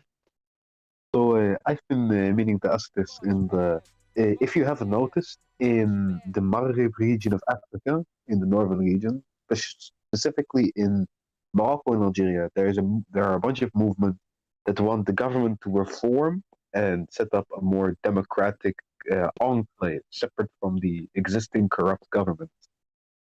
What do you think of these movements, and how do you think they should go about securing their their republic enclaves? Well, I can't speak to tremendous familiarity with those movements specifically, but I will say this. It's ultimately a fight for the hearts and minds of the population. You will never, ever be able to appeal to a radical alternative to the existing government if the people are not convinced of the legitimacy and the safety that you can provide. And I think that a lot of movements, unfortunately, falter at that point, where they succeed in advocating for good things, but they do not succeed in convincing people those good things are necessary or that they're a legitimate, advocate for those good things. So, I mean, I wish them the best of luck. Without knowing more specifics, I can't say that much in particular, but if those governments are so corrupt that the best effort to delegitimize them is not to work within those systems, but rather to create new ones, I think that pursuing that line of action is very admirable and very difficult, so I hope people stay safe over there. All right, thank you for your answer. All right, thank you for the question, Soyuz. We have a question that comes from President Sunday. As somebody who actually appreciates the way you use your platform for good causes and moderate leftist networking, especially your charity work, I think it would be a massive service to the quality of leftist discourse if there was a way for serious, i.e. non-grifty academic content creators to interact with your platform positively instead of just vying for your attention by acting as a kind of concerned onlooker or by picking fights with you. Do you have thoughts on how you could interact with such channels in a more positive way? I myself am trying to get academic lefties on YouTube to coordinate more in a positive way, and I would love your thoughts on how such a project, of which mine is one but several, could somehow cooperate with yours without compromising its integrity, or how vice versa you could assist without undermining the mass appeal that is at the center of your platform. Yeah, the problem is I'm just not that social of a guy, and I know that if I interact at length with any people that I respect, I'm eventually going to start to dislike them. I know, it's an inevitability. It's why I don't really do like collab stuff on my channel that much. It's because I know if that I have them on for long enough, eventually something is going to be said by one of us, and it's going to turn into an argument, or I'm just going to quietly resent their presence. Even if I really like the people, it's just something I need to like really be friends with a person to want to talk with them like that. It's unfortunate because there are a lot of like career benefits to surrounding yourself with a bunch of people who are amicable towards your stuff, like making orbiters, you know? It's just not something that I'm very good at. I also don't stream for very long, so I don't always have time to just have people on for casual conversations. In terms of how to do it broadly, though, I feel like it's something a lot of people are intuitively good at. It's just not something I tend to, you know? Yeah, fair enough. So the United Nations asks, what are your thoughts on antinatalism? I think it's cringe. Go to a psychotherapist, okay? Quit philosophizing and trying to drag everyone down with you, all right? I'm sorry. Historically and contemporarily, I have never met an antinatalist who didn't have some severe like psychiatric issues. I'm not trying to be mean or anything like that. Just I mean, I don't know. What are your like axiomatic beliefs or values or something? He's just like there's like the universe should be like cold and dead forever. Anytime like organic life exists, eventually it achieves a sufficient degree of sentience to try to stomp itself out. You know, there are quite a few things that actually rather enjoy life. I feel like they forget that. All right. Fair enough. So we'll move on to another question. Do you play chess at all? What's your favorite chess opening and why, if so? I am a big fan of the Serbian cum gambit, and I am one of its most effective practitioners. All right, cool. So next question comes from June. Are you privy to the idea that white, financially comfortable leftists could not possibly fully understand the struggle of Black Americans or BIPOC in general, and should occasionally either shut up in or be totally excluded from Black leftist conversations due to that gap of understanding, specifically when talking about Black communities and how to solve problems in those communities? Nah, bullshit. You have a right to be there. You have a right to be everywhere, as long as you have the right attitude and as long as you're sufficiently aware of your own knowledge, okay? If you're worried that you'll never be able to perfectly understand something, don't worry. You know who else isn't able to perfectly understand, like, Black trans issues? Black trans people. Nobody can fully understand everything. Everyone's going to have stupid ideas and gaps in their knowledge and understanding. Your goal shouldn't be to exclude or ostracize yourself, to awkwardly tiptoe around discourse you're not fundamentally a part of. Your goal should be to make sure you understand it well enough to add to the discussion. That should be your goal. And if anyone ever contests your right to be there, invite them to discuss ideas, not identities. And if they disagree with you, invite them to disagree with your idea, not your identity. Trust me, there are plenty of people out there who have said that I don't have a right to be part of online lefty discussion because I'm white or because I'm upper middle class, or well, now I'm rich because of all this, or blah, blah, blah. And you know what those people are overwhelmingly? People who have terrible fucking ideas. Seriously. The people who make those arguments are usually using their identities as a crutch to compensate for the fact that their actual contributions to discourse are worthless. Utterly worthless. The fact that you would even think to ask this question of me suggests to me that you have 10 times the introspection of the troglodytes who would try to keep people out of social or political groups because of their race. So keep going for it. Just make sure that you know what you're talking about. And if you feel like you don't know that well, just be humble and be quiet and listen to people who do. All right. Another question. Looking forward, what cultural changes need to be made on behalf of the general public? Kind of a broad question, but Pretty fucking broad question. I mean, there are a lot of them. My answer is going to be pretty like boilerplate, right? I mean, patriarchy, white supremacy, stuff like that. I feel like with time, people are getting better about this stuff, but there is an issue, I think, with overcompensation on the part of like these progressive Zoomers who think that white people being like apologetic and tiptoey is like the solution to racism, which it's not.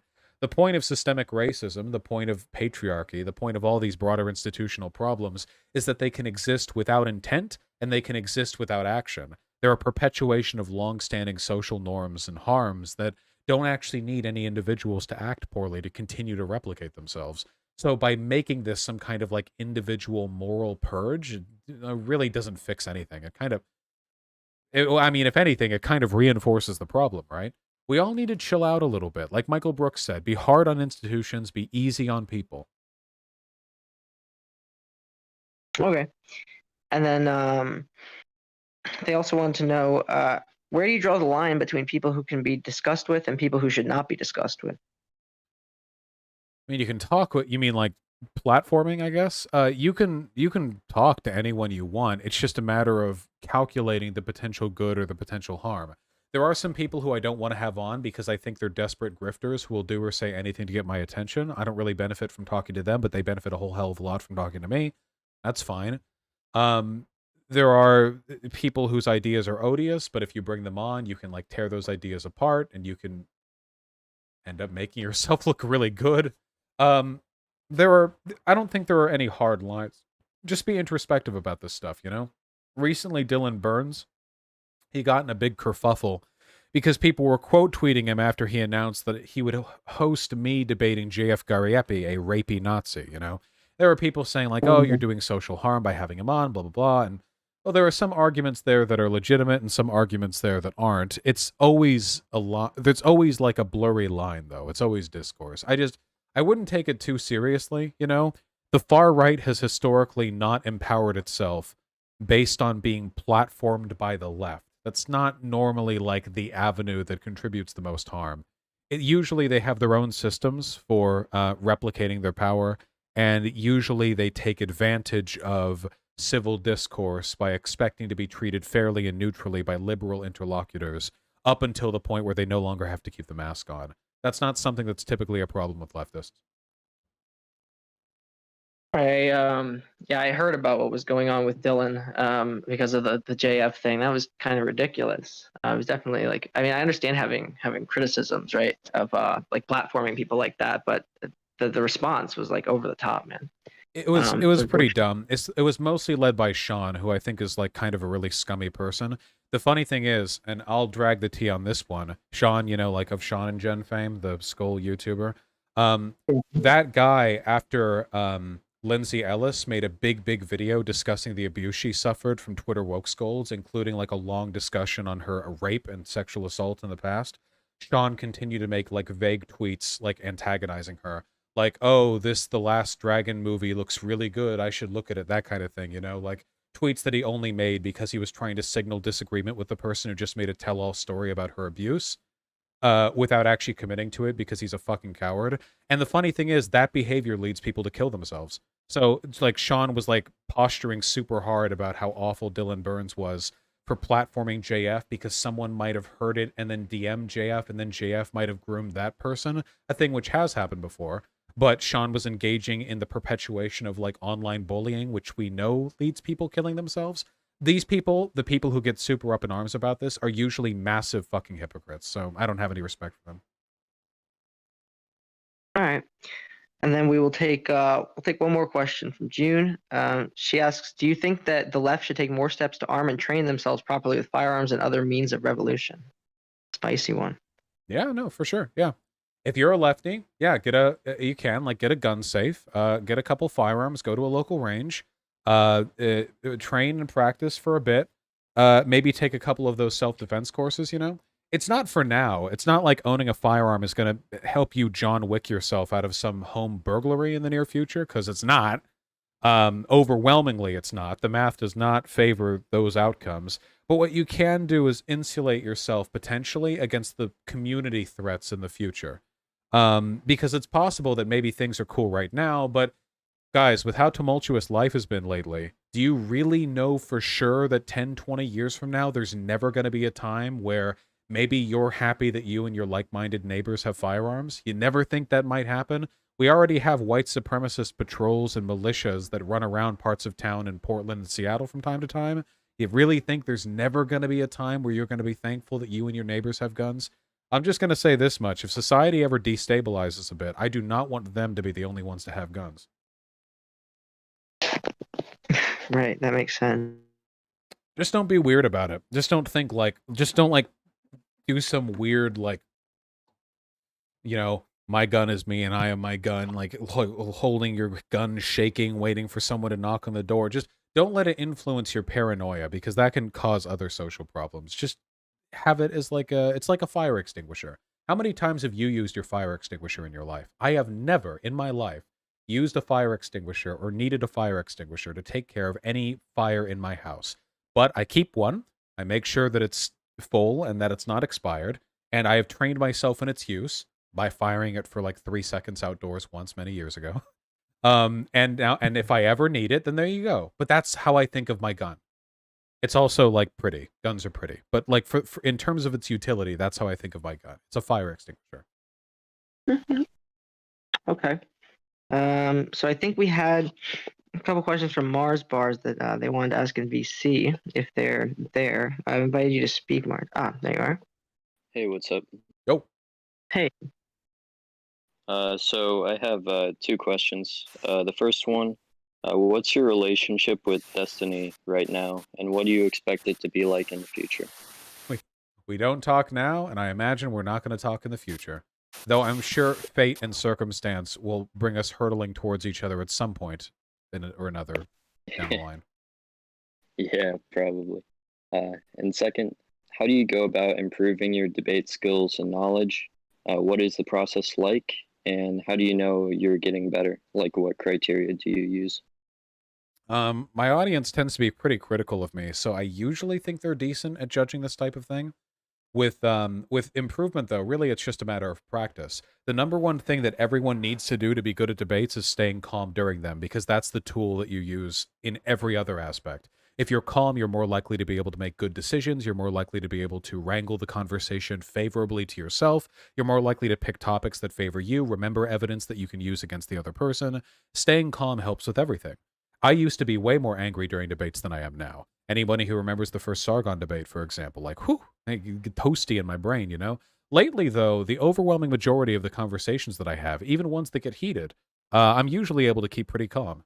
So that like facilitates everything forward, or everything from that point. So that's something that's always, you know, worth working on. Alrighty, cool. Thank you for answering the question. All right. Thank you for your questions, Mars. So we'll move on to a question from Dharma Duma. In a secular democratic republic consisting of many cultures and religious identities, suppose one section isn't satisfied with their religious freedoms and wants to rule themselves according to their own laws by making a theocracy/religious republic. Assuming that this small section of that country has a higher per capita income and quality of life compared to the rest, should they be allowed to secede? No.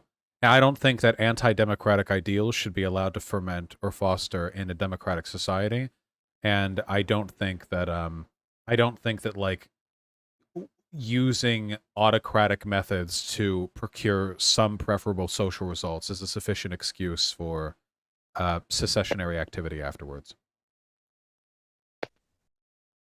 All right, short and to the point. So Katani asks, how do you respond to people who compare gender identity and the legal recognition of trans people's rights as their preferred gender with age identity and conformity to age-based roles, or legal acknowledgement of similar types of identities like racial or ethnic? These conversations are usually held in bad faith. Nobody who makes these arguments ever seems to actually understand what gender identity is. That's the thing. If they had a full understanding of like modern gender theory and then they made age or race arguments, then maybe there's something to take seriously there. But these are usually attack helicopter tier arguments, you know? Like, if you can identify your gender, why can't you identify as a car? It's really, really juvenile. The answer to that is that the prescriptive judgment that people who advocate for like trans, you know, belief is that gender is an identifier. It's something that you can identify as. That sex may be biological and not something that you can prescribe socially. Gender is not that. You can make choices about gender. There are many social constructs that you can make choices about, like being a goth, for example, or being this or being that or whatever. There are so many, like being an introvert is a self-identifying metric that nobody argues against, you know? But it's also entirely dictated by a set of internal processes that can't be externally measured, you know? For example, I am an introvert. However, my job involves me talking to thousands of people. I also go to conventions and enjoy talking to huge swaths of people. Externally, people may think I'm extroverted, but no, all of that is really tiring for me. I enjoy it in a performative sense, but in terms of my energy levels, it wreaks havoc on me, and anyone who knows me personally can know that. So we consider whether or not a person is introverted or extroverted. These are identifiers. Nobody would say, oh, you're an introvert, huh? Well, your biology says otherwise. Nobody does this. Nobody says this. So, yes, gender is a matter of identification. Now, as for race, while it may be a social construct, people don't usually say the same stuff about race. As for age, nobody says that. Nobody says that age is an identifier. Age is a very direct and empirical measurement. You can very, very clearly measure, from birth to death, a person's age. Nobody says that about age, you know? So again, the question is often held in bad faith by people who don't even understand the gender argument well enough to debunk it. It's something worth pointing out. All right. So next we have a question, or I guess a request from your fave environmentalist. It is more of a request than a question, but can you talk more about geopolitics and bring Dylan Burns onto your show more? I like both of you guys, and I'd like to see more collaboration between you and other lefty content creators. Dylan Burns stole my belt, so I can't make any promises about him. But apart from that, yeah, now that I have my second channel, which has already gotten nearly 30,000 subscribers with only one video posted, I feel like I have a little bit more leeway to post videos on subjects that aren't as algorithmically favored. I feel like there's a little bit more like leeway there, you know, because most people don't care about geopolitics at all. They just don't. So I was hoping to put videos that are more niche in their topic, like over here, and hopefully, yeah, people will tune in for that stuff. All right. So I think we had some VC questions, a couple of VC questions from 1,000 Dumplings. So you're invited to speak. Delicious. Hello, can you guys hear me? Yeah, we can hear you. All right, so hello, Vash. So here's my first question. I'm curious what your thoughts on incest were, specifically consensual adult incest, which does not result in childbirth. Does forbidding incest on the basis of birth defects constitute eugenics? And is there anything comparable to the mindset of, what goes on in the private bedroom between consenting adults is no business of the state? I've recently learned this is an extremely controversial opinion that I held, and I'd love to hear your thoughts on it. Yeah, I feel like I'm ripping somebody else's arguments here, but first to the eugenics thing, and this is a factual statement that no amount of whining can change. If your argument against incest is that there's the potential for an incestuous breeding to produce a child with bad genetics, that is eugenicist argument. That's objectively. Now you can argue that it's an acceptable eugenics argument. You can if you want. You're literally making the argument against people like having sex with each other because their offspring could be dysgenic.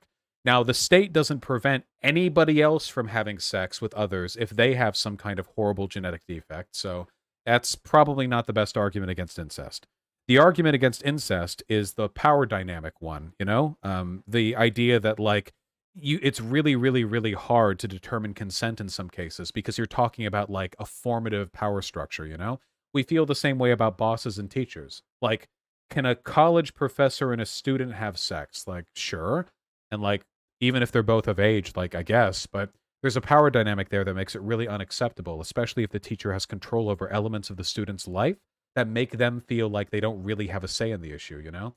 It's the exact same thing with a lot of incestuous relationships. I cannot fathom. I'm just like, I don't know. The only incest I've ever seen has been like Game of Thrones, so I don't actually have any studies on hand, but I'm going to guess that like the power that a parent has over a child is absolute. I don't know how any healthy like relationship could come out of that, you know? Like maybe one potentially could hypothetically, but I feel like statistically it would trend towards like abusive overwhelmingly, you know? Yeah, I see. Thank you for your response. My second question is, well, first of all, have you played Fallout New Vegas? Do you know about that at all? I have, yes. Okay, great. So what do you think is the best faction for Vegas? Obviously, the ones being Legion, Caesar's Legion, House, NCR, Independent. What do you think is the best and why?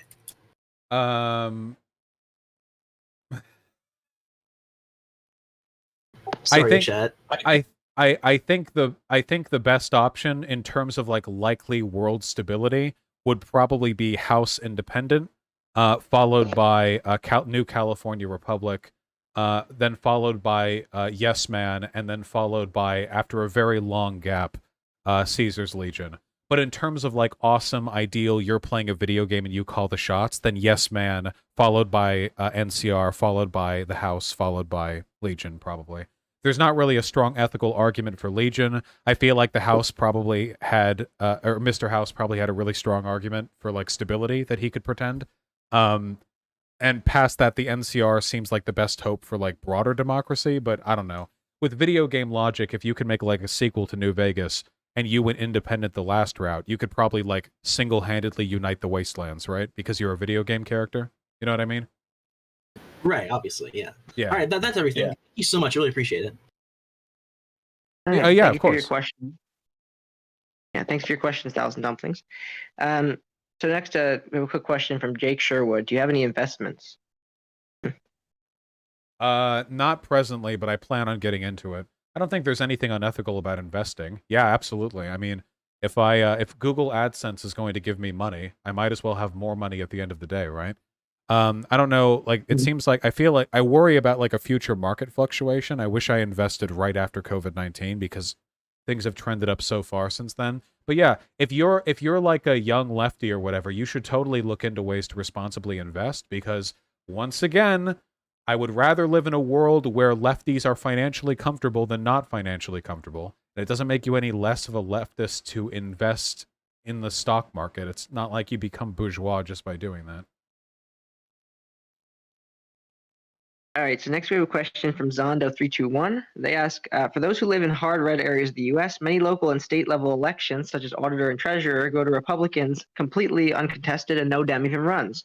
My question is, should left-leaning people challenge them, even if they only get their political information from YouTube, or is it better to let the positions go to quote-unquote qualified conservatives?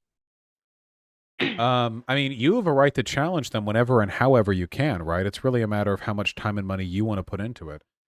Your likelihood of winning isn't great, but it's possible you can find edge cases, especially in lower, elections like city council, where it's possible for you to win in spite of everything. And if you can do that, not only is it awesome, but you also have the ability to gain a lot of experience for any future projects, It's definitely something worth doing. But keep in mind, it's a lot of work. I have talked to many prospective, campaigners at every level: mayor, city council, state legislator, governor, Congress, and it is exhausting work no matter what you do. You'll probably find some good friends, though. I feel like doing stuff like that is very formative,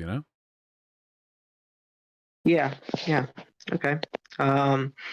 So the next question comes from Sammy Depresso. They ask, what is your opinion on youth liberation, if you're familiar with what that is? You mean like no more homework, no more bedtime? Well, I don't know about that. I think the idea is just like generally, giving giving like young people more autonomy, expanding rights typically reserved for adults, like voting rights and stuff, to younger people. Just that kind of general principle, I guess.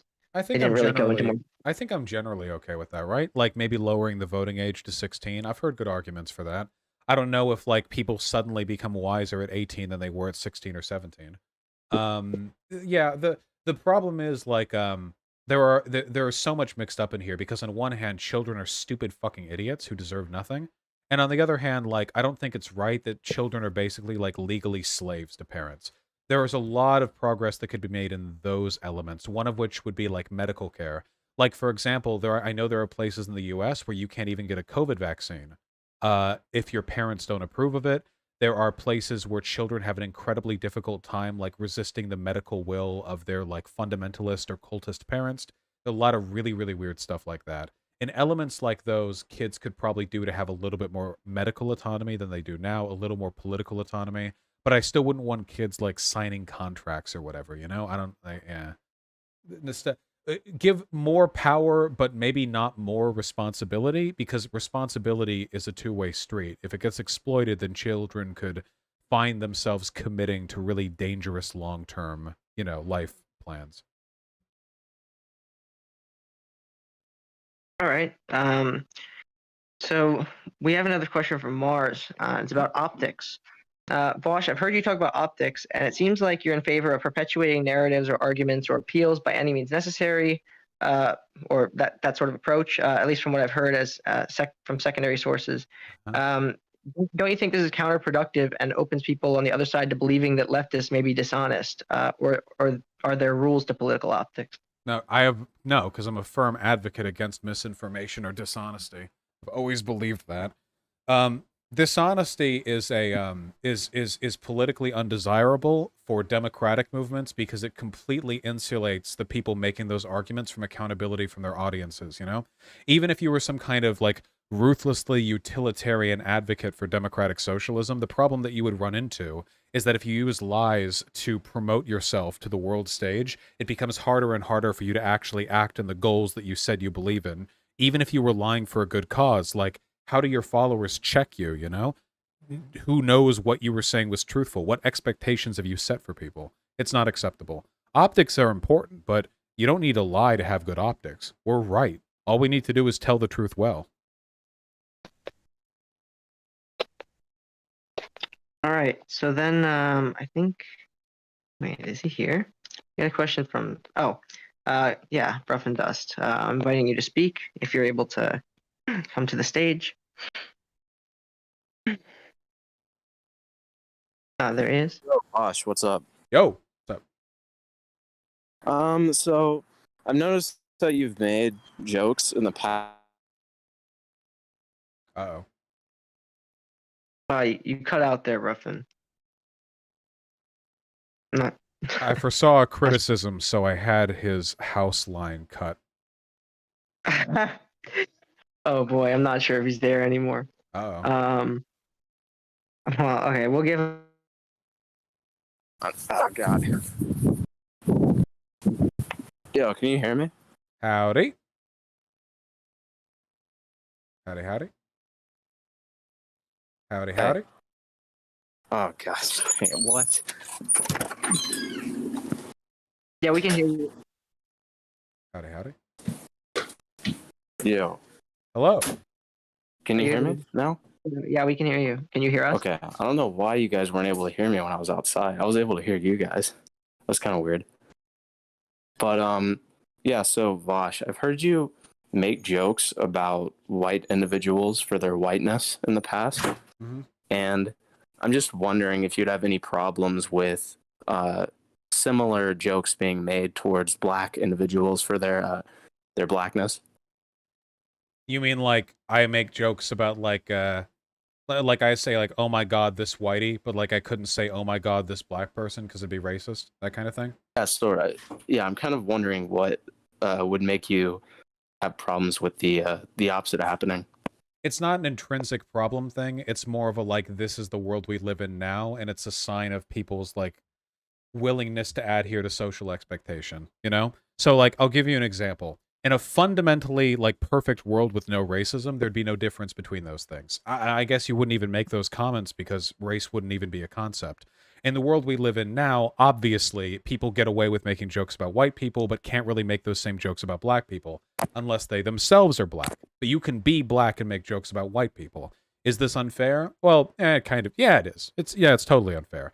But it's an unfairness that has to be addressed carefully. Because the fact of the matter is, if you just go around making a bunch of jokes about black people, 99.8% of the time, it's because you're like a huge racist, you know? Whereas a ton of jokes that are made at the expense of white people are either white people making some light self-deprecating jokes or like the cosmic anvils making a sort of like, a lot of the jokes against white people, the punchline of the joke is, we have been the victims of racism. If you actually like think about a lot of the jokes people make about white people, a lot of it is either this is so painfully trivial, but we're making a joke about it anyway because we have nothing to hurt them with the way they have something to hurt us with, or the punchline is, haha, we are victims of oppression, you know? That is to say, if non-white people are making jokes about white people. So I feel like the underlying sentiment there is different. If you're asking, like, what do we do about this unfairness? I am fighting for a world where white people can make jokes about black people. But that needs to be a world where those jokes aren't like obvious cover for real racism. So that's the goal, right? If you fix racism, then there's no longer any fundamental imbalance that needs to be addressed. That would be the goal, I think, right? But in the meantime, like the solution can't be like, oh, well, I'll just make jokes about black and white people the same, because nobody will interpret them the same way, and you will end up finding yourself in the company of people who make a lot of jokes about black people, except they're not really jokes. They just don't like black people very much, you know? Okay. Cool.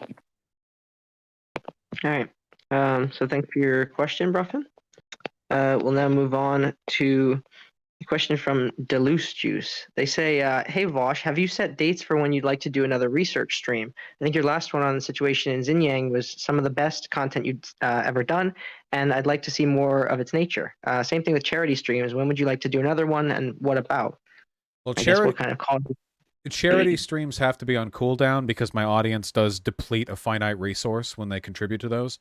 So that's I don't think I can do more than like 2 or 3 a year on those. We're going to do canvassing. Wait, what? It's 2021 is good. Yeah, we're going to do canvassing with the next year. Within the next year, that's going to be like a big kind of like charity thing, I guess, or at least it'll expend similar resources. When it comes to the research streams, I do enjoy doing those. It's just I have to be propelled by frustration. The only reason I did that research stream is because I was so irritated with all of the tankies, you know, who were just lying through their goddamn teeth about like, oh, the only evidence is like, you know, Radio Free Asia propaganda. Oh, it's all State Department propaganda. In truth, the evidence of a genocide was provided exclusively through shipping data, Chinese internal reports and stuff that they brag about. Like, it's all really obvious out there stuff, you know? The research stream has 42,000 views. The summary of the research stream has nearly 100,000. I guess those are good numbers. People seem to enjoy that type of stuff. Yeah, I can do it again in the future. I would need to think of a good topic, though. I feel like a lot of social topics I've already covered, you know? Like, the race stuff, like, research on criminal justice racism. Like, okay, I've done that before. Like, I feel like I've proved that, like, as much as any person can. So what do I go past on that? What would the next topic be? Like, climate change? I like there being a villain. It's important that there be a villain. China was the villain in the Uyghur genocide thing. So what's after that, you know? Like, I'd have to think, you know? Yeah. Okay. So we have a question from Georgia Peaches. They say, "Hey, I'm a fairly new fan, but I've heard you discuss a few racial topics like implicit bias, arrests, schooling, and opportunity to housing. It seems like from your last video, you're against having separate spaces for Black people. If you could do anything to solve the racial injustice in America without destroying culture and identity, where would you start and why?" So I don't like the destroying culture and identity argument because, like, cultures will always change no matter what you do. Black culture, as we understand it, has been changed irrevocably through the end of segregation, and it will continue to change with time. There's no changing that. In fact, it's a good thing. I'm an advocate for multiculturalism. Cultures can change and shift, but still maintain a lot of unique vibrancy. The problem is, I don't think that, like, Black culture is preserved through Black only spaces. I don't think that even slightly. I think that all the nuances and the ebbs and flows of cultural change are far too complicated to be addressed, prevented, or exacerbated through the policies that we use to exclude or include people. With regards to, like, social outcomes, though, I have never seen any evidence that Black only spaces do anything to fix racism, like, at all. Like, on any level, you know? The best argument that I've heard is like, well, Black people sometimes just like being around other Black people, which is an argument that I'm entirely unsympathetic to. I don't care. That's not enough to justify excluding people based on their race. Even if it's white people, that's just not enough for me. I need a better one than that. And I just haven't been provided it.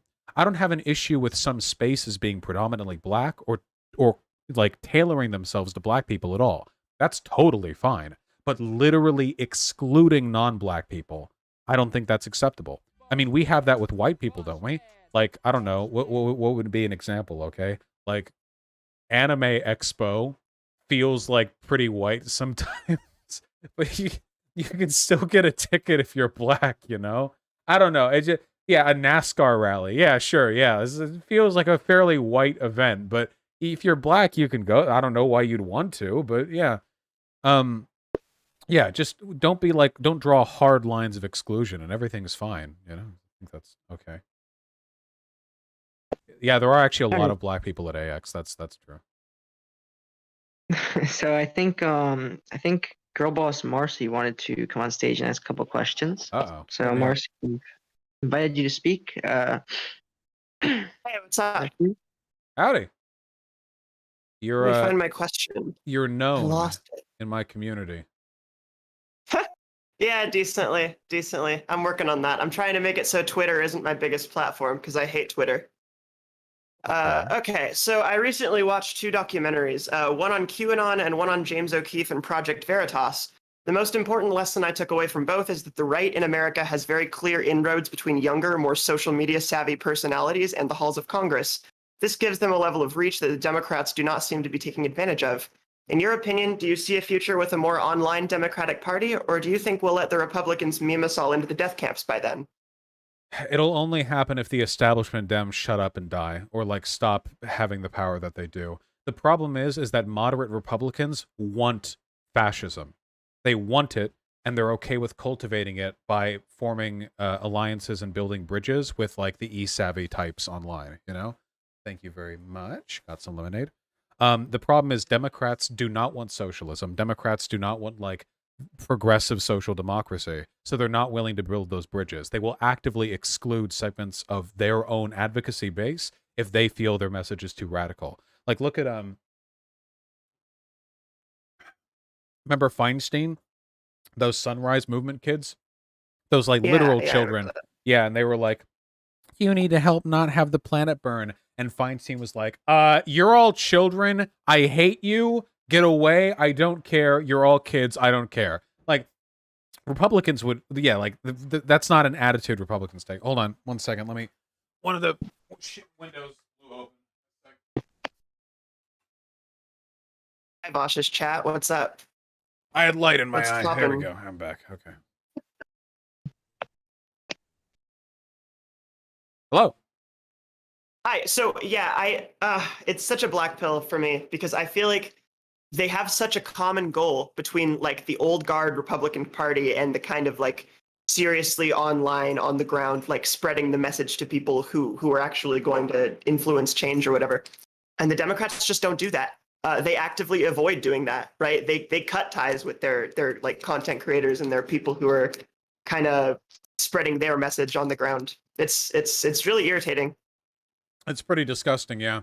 It is an envoy for a tremendous amount of potential social change that they just completely ignore because it's too far left for them. So, And it's irritating to me too because they like the people who advocate for left-wing change kind of on that level generally don't resort to just blatant misinformation. Like we have our moments, right? Like there have been a couple of times where the story has been different from what we've laid out, but for the most part, we don't go into it like trying to spread a message that we know to be false for money. But even those people like James O'Keefe, who I don't think has any kind of moral character, like any life behind his eyes, or like Candace Owens, you know, people like that who are just completely soulless, just in it for the money. Even those people get invited to the White House, you know? Those people get speaking gigs and they get to fucking run the show for the Republican parties because the boomers recognize that they're not good enough with social media to do it themselves. Charlie Kirk as well, yeah. Yeah. Yeah, it's disheartening. Do you have any ideas for how we can influence that kind of change within like the government? Not really beyond more justice Dems. The institution of the Democratic Party is just not amicable towards that kind of push, which means they're not willing to dedicate any of their considerable resources towards pushing for online advocacy. The only alternative to that really would be working outside of that political structure and trying to get massive amounts of capital investment from what, other sympathetic billionaires? I don't know. Something like that. It's funny because it would literally only take like one very wealthy, sympathetic person to single-handedly prop up the online left and do an unbelievable amount of engagement, but we don't get that, so, you know. Right, and I always hear about how the media is so liberal and everything, but like modern media is decidedly not liberal. Most online news that you see, especially on Facebook and like those really big platforms that are populated with mostly not like super online Zoomers, but kind of boomers who don't know how to tell the difference between like a real story and a fake story. It's like it's all right wing and it's all bullshit. I wish it was an avenue that we could take advantage of, and it frustrates me that we're not. And it doesn't help that there's people who are actually like more radical, you know, who think that online advocacy is pointless because it doesn't actually like do anything in the real world, which is silly to me. I'm not hearing a question, girl boss. Sorry, I'm kind of stoned. I just kind of popped in here to ramble. Hi VGG. All right, I'm done. See you later. All right. Well, thank you for your questions, Marcy. So we'll move on to a question from Guilty Gear XX, who it's a bit lengthy, so bear with me here. So they say, "Hi there. I enjoyed your arguments on all art is political and tend to agree. However, I have trouble interpreting a political meaning in highly non-representational games such as Pool, Go, or Mancala. It also seems a necessity of the argument of all art containing a political interpretation that no element is reducible to its apolitical parts, e.g., a transcription of a chess match with no corresponding physical representation. The board pieces still contains the entire rule set and possibility space of the game of chess, which must logically in itself contain a partial aspect of the overall political meaning of the game, since otherwise it would be possible to render the game non-political by removing the political aspects. The rule such as the white piece that begins on 1E can move an unlimited number of spaces in a straight line is an aspect of the work that can be explained through a political ideology without reference to the name or visual representation of said piece. Is each component of a work inherently political in isolation, or is only the whole is it only the whole that grants this metaphysical attribute of being political? It's Hopefully political you in understand. it's political in its creation and in how people engage with it. The problem is that when we say political, what we're really talking about is informed by political biases. And you could argue that even the most fundamental elements of a competitive game are rooted in some kind of uh, fundamental presumptions that we make about what types of games are worthy compared to others, what types of conquest are desirable. And likewise, it's not just about how we interact with it, but how it is created. And I guarantee you that if you look at the history of chess, you will find that its rule set and its what have you were very much motivated by the political biases of those involved in its creation and the ways it was changed, of course, because it hasn't just been the same game all this time.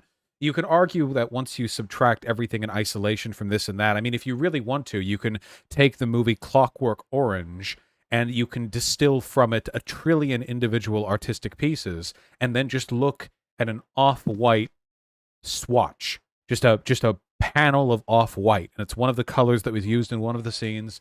And is there anything political about this? It's how our brains interpret information that our irises process from light reflecting off the blah blah. No, maybe you couldn't make a strong political argument for those things, but that's not the art we're talking about, is it? And nobody would call it artwork. Well, actually, I suppose that's not true. Some people would call it artwork to just paint a white swatch, wouldn't they? But that is political, isn't it? The same reason that Duchamp's toilette is itself political. A contravention of standard art forms is political. A rejection of expectation can be political. And it's one of the reasons why the type of art was considered degenerate by the Nazis. How could a swatch of paint be considered degenerate? They used it on their buildings. Well, it's because of the context in which it was presented. So the answer that I have to all of these questions is try not to think of it as the politics is created from the parts in the whole, and try to think of it as art is a form of communication, and communication is always colored by our biases, no matter how much we may try otherwise. Even the absence of communication can achieve a more political expression than would otherwise be present. After all, Newspeak in 1984, the language designed to cut down as much as is possible on excess human verbiage and terminology, is the most political language of all, specifically designed by a political party for a political outcome. It has less elements or fewer elements than our language does today, but it's become more political through its cultivation. Just, I don't know, think of it that way. All right. So next we have a question from Karachi the Blind, asking about third parties in the United States. They said they're curious about your stance on the potential of an American third-party victory anywhere in our lifetime. Could you see a Libertarian or Green Party president, for example, within the next 50 years if this country were to last that long under the same political system we have today? Only under the same political system? No, not a chance. We would need to get rid of first past the post. The institutions are just too rooted. Without some kind of fundamental change in the way our votes are tallied, there's no way. I mean, maybe like a nuke hits half the country and something ridiculous like that. But assuming things maintain more or less some degree of stability, then no, it's going to be the Dems and the Republicans until something change. Okay. And then Watercolor asks, I know you call yourself an anarchist as a long-term goal. However, I struggle to find videos from you explaining that belief or your long-term goals in general in more detail. Why do you think of yourself as an anarchist? And is there a reason why you tend to refrain from talking about that belief as much online? Yeah, I just don't care about it. At the moment, it's like utopian. Why do lefties do this online? Like, lefties will go online, like, here's the society that I want to live in, and it's like 300 years away, I guess. Like, it's not totally invalid to think of the big dream in the future, but so many lefties don't know anything about the way our system works today or what changes could be made in the meantime that it feels like a worthless exercise. If anything, it feels like contradictory because it encourages them to not participate unless the outcome of that participation would be their big utopia. In which case, like, damn, that's pretty counterproductive, you know? Like, why? It's important to focus on things you can actually do and keep the things you can't do in mind, but when it comes to the details of anarchism, I don't know. 200 years from now, the world is going to be so fundamentally different that any prescriptions I make right now are going to be like meaningless by then. Seriously. Like, can you imagine then, you say, like, I'm an anarchist, like in the 1800s. What does that mean now? We have the internet now. And we still don't have anarchism. What does that mean now? It means nothing. None of their prescriptions, none of them at all, for a real functioning blood and heart society could have come true because they couldn't have predicted any number of changes that took place between now and then. So let's focus on what we can do and what we can change and adhere to principles we think are valuable. Principles of democracy, freedom, liberty, free association, egalitarianism, progressivism, stuff like that. I think those principles lead towards anarchism and communism. But I'd rather focus on the intermediate steps than I would like this big mountain in the distance, you know? Right.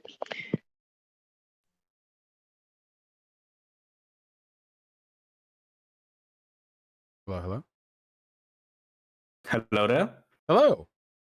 Hello. Yeah, Wash. I wanted to ask a few questions about commonly cited criticisms of market socialism. Specifically, what I think is your model, which is like worker co-ops. Sure. And a social democracy. Yeah, absolutely. Okay. Tear me apart. But let me go after each point in tandem, okay? Okay. Should I like say all the points and you will respond to them individually, or should I say should we go point after point? Let's go point by point. Okay. My first criticism is how would investment be managed within a market social society? Because you cannot expect workers to be able to fund bigger projects by themselves without being severely at risk of actually going into poverty, going to debt. So would there be some kind of authority which then plans the investment, like some sort of social planning of investment, or would the workers have to basically risk everything when they make a company? Because I think that workers risking everything is kind of problematic in my opinion. I think the two biggest avenues would probably be non-controlling investment. That is to say, you can have investors throw forward like a petition to support a business, but they do so without having any actual control over the democratic processes in that business, and they get a payback up to the amount they invested plus like a given amount. Essentially a loan, but the details and contracts of which could be negotiated between the investor and the business. And the other argument that I've heard is government funding programs. Some of those are already in practice right now. Cuphead, for example, was funded by the Canadian government. Sometimes they'll take a look at promising prospects and they'll invest in those in the hopes that something wonderful is produced.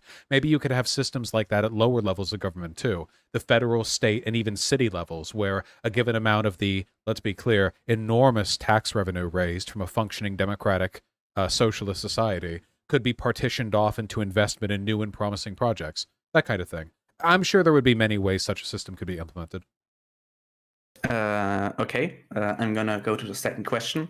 How would you deal with the problem that worker cooperatives at a certain point, the individual members lose the incentives to invite other members into the cooperative? Would you go for like a Mondragon style worker cooperative federation, or would you instead want to have like, I guess, partial state ownership to coordinate that? Because if we only have very small worker cooperatives, first of all, big projects can't really be funded. And second of all, we would have the problem of like economy of scale being lost, which would also lead to a decrease in efficiency. I think the ideal would be like segmenting, right? Making layers, you know, like you have these 20 people and they vote for their manager, and then that manager gets together with a council of other managers who are voted in from other little cooperatives, and they vote together in a bigger project. I don't like Mondragon, though, because I don't like the federation aspect. It leads to a lot of imbalance in the rules and how they're applied to each of these cooperatives. It would be one company, one set of rules. It would just be a tiered system. And of course, if you didn't like how your manager was representing your set of interests there, you could vote them out and vote a new person in, and at an appropriate venture, something like that. I think that one of the biggest experiments that we've not yet made with worker cooperatives is how to effectively scale them into certain industries.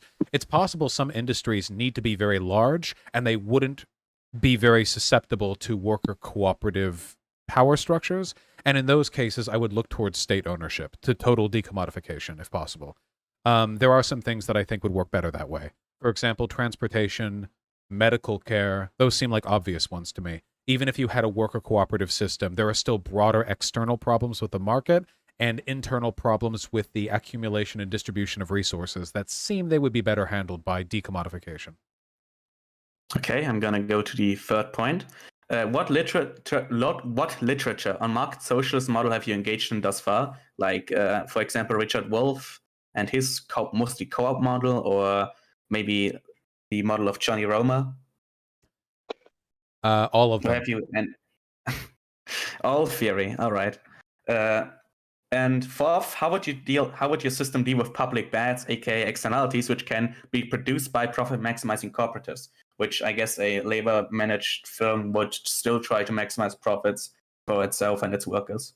Those should be decommodified if the externalities are sufficiently damaging. Energy companies could be another good example. Obviously, healthcare, it has its issues. Stuff like that.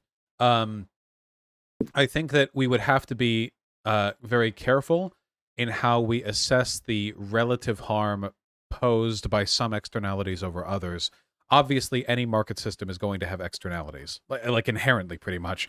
It's just a degree of how damaging they are. Obviously, ones regarding, say, climate change can be extremely damaging, and there are ones that are a little bit more trivial. Obviously, the goal, as you move past the worker cooperative model, would be to look into ways to maintain the democratic ownership of these businesses, if we even call them that in the future, while cutting down on elements of market commodity production that are harmful. If that means cutting out commodity production entirely, maybe. I feel like luxury goods are an element where commodity production generally tends to shine. I don't think I've ever seen any historical alternative being used effectively. Well, I haven't seen a historical alternative to market economies work very well at any point, but still. But the goal would be to shave off the bad bits. I just don't want to pursue this like an ideologue, you know? Like, you know, the commodity form is bad, therefore we have to eliminate it in every possible respect. And what you'll find is that there are some elements where it could have been much more beneficial, and you're like strangling an economy trying to get it to conform to a set of ideological presuppositions. That would be the bad, I think. That would be something to avoid. All right, thank you very much for the answers to the questions. I guess I could engage further, though I don't want to take too much time away from like the answering of the others and their questions. Always room to argue about it, but I appreciate you asking.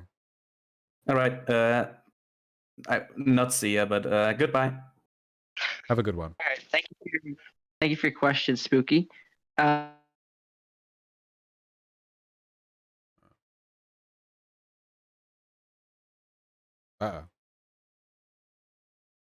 Uh-oh. Uh-oh.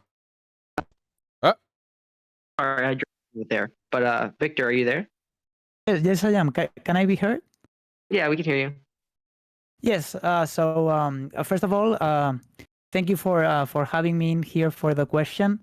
So I have two questions, but the first one would be, have you changed your position on the labor theory of value? And if so, if you have changed it, where has it gone? And the second would be, when are you going to close a time to discuss with me Marxist economics? Wait, are you the guy who emailed me? Yes, I am. Well, you're supposed to be the guy to change my mind on the LTV. You're the guy. You're Yes. the one. Yes, I am. That's why I'm asking, you know? Well, Because I know that you had certain positions in the past, and I was wondering if you changed it, and if not, when are we going to talk about it? I'm wrapping up some back-end stuff, but I feel like I should be able to get you in soon, and then I guess you can scold me for my lack of knowledge. It's fine, you know? Like, not everyone has to be an expert on everything. That's my motto, you know? We'll see how it pans out. I appreciate the discussion we will have. Okay, well, thank you for having me, and well, hopefully we will have a productive conversation at some point. Hopefully. Be well. Yes. Okay. All right. Thanks for coming and getting that question in, Victor. So next we have a question from Saurus. who asks, "What are your thoughts on the idea that there should be competence restrictions on voting?" I think that's bullshit. That's always going to be a super, super racist or classist designation. Also, like, I don't know what we mean by, like, competence necessarily, because I don't know. The people who I want voting are moral people, and I don't think there's a test for that, you know? I don't think, like, being more familiar with, like, the structure of the American government necessarily produces better voting results either, so. And even if it did, I mean, you would be sort of excluding people based on their access to education, which is a class thing for the most part. So, yeah, I wouldn't agree to that. Okay. And what are your thoughts on the idea that market socialism and any long-run benchmark cannot be judged feasible by current social science or social scientific evidence due to underdetermination? What do you mean Are by you familiar with that? underdetermination? So the idea is that there's just not enough data to actually draw a conclusion because the data available is consistent with like multiple conclusions or perhaps an infinite number of different conclusions. That's the basic idea of underdetermination. The existing data seems to overwhelmingly support the idea that there are a number of empirical metrics by which worker cooperatives outperform existing traditional business structures, at least at certain sizes and in certain fields. So we know that's a fact. And in terms of further experimentation, that's what I advocate for first and foremost. I can't snap my fingers and change all of society, but I can say we should incentivize this, we should get banks to be more ready to loan to this, we should do this, we should do that. If you can do those things, then you get more evidence or more data from which to experiment, and maybe we can make some more definitive statements. That being said, right now I am very confident in my belief that worker cooperatives are better than traditional firms. All right. And what are your thoughts on the idea of increasing housing supply as a solution to the housing crisis? I'd say that's pretty based and red-pilled, my friend. Okay, short and to the point. What's your view on populist backlash towards progressive policies and globalization and how it can be mitigated? Like most backlashes, they are entirely a product of media manipulation. I don't think that the effects of globalization on labor markets within our own country inherently lead to anything. It's a matter of what the news stories decide to cover. In terms of how to handle it, though, all we would need is a very basic investment in social democracy to address every single problem brought about by the consequences of globalization and work outsourcing. We just don't do it because, I don't know, we hate life. But we could do it like that. I mean, like, quite easily. It would take the programs necessary to alleviate the wage disparities caused by immigration and by the outsourcing of labor would represent a fraction of the economic benefits of these programs. But we don't do it. We don't do it. So, you know, whatever. All right. And then final question from Suras here. Do you have any views on the local knowledge problem and the Mises Institute's calculation problem, the economic calculation problem? Do you have any familiarity? I have no idea what those. I know what those things are because I hear people talking about them. I have never investigated those problems, though. All right, fair enough. So we will move on to. Let's see. I know we're getting close to the hour and a half mark here, so I don't know if you have a little bit more time to go. Yeah, hit me with a few more good ones. Toast me up. Yeah, we have a lot of questions here, so I'm trying to like quickly skim through the channel and see if we have any good ones.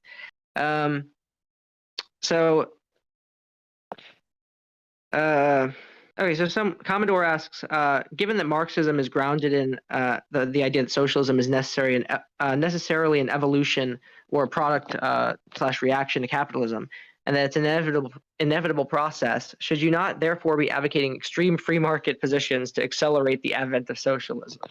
Yeah, because I don't believe in the inevitability. Just because socialism is an evolution of capitalism doesn't necessarily mean that it's the only one. We discovered another one after Marx's death called fascism, and I think that one's way, way easier to fall into than socialism. Accelerationism does not guarantee us a clean and quick path towards socialism. Historically, it really doesn't seem to do much other than cede power to fascists. There's a type of accelerationism I'm in favor of, and it's economic accelerationism. Stuff like general strikes, which do raise the stakes in the way an accelerationist would want, but politically we cannot cede power to fascists. And unfortunately, we do so by allowing the worst excesses of capitalism to run rampant. Okay. So Joel R asks, what's the extent of your utilitarianism? For example, should Democrats engage in gerrymandering to be able to ban gerrymandering? Yes. If it's an abuse of the system the other party will engage in, then yeah, you have to as well. This is not we're not playing gentleman's chess anymore. I will not cede democracy in my country because I want to adhere to a set of rules that the opposition abandoned a very long time ago. If anything, like gerrymandering some areas back to just being like fair representations of the district, that would be like preferable to us in and of itself. Unfortunately, with the way these systems work, there's not much of a difference between biasing things in our favor and returning things to normal. If the status quo is biased in favor of Republicans, returning things to normal is biasing things in our favor. It's a very shaky line, and I would have to think about it case by case. I mean, I don't want to like politically like just because, for example, like Republicans want to politically disenfranchise black people. I don't want to start politically disenfranchising white people, for example. Like, I don't think that we should go toe to toe with them on every single act of anti-democratic behavior they engage in. But I do think we have to take the kid gloves off because we'll lose this country if we don't. And that means everybody loses too. I mean, nobody benefits from fascism, right? Okay. This is a good one. It's kind of broad, but since you're focused on policy and you're interested in policy, what are some ideal policies we can implement or strive for in the current system to improve the lives of people in the U.S. and everywhere? Broader housing initiatives, first past the post voting, anything, please God, involving climate change. Biden could commit to that public option that he pretended to care about for a little bit. That'd be super cool. These are things that you can push for immediately, but the immediate solutions are not the ones that actually fix the problem. They're just the ones that put the band-aids on the problem. The real solution ultimately has to be a one which addresses the power imbalance between ourselves and the people who have different interests than us, whether that be the wealthy or entrenched politicians and so on. And that's more of a broader cultural battle, you know?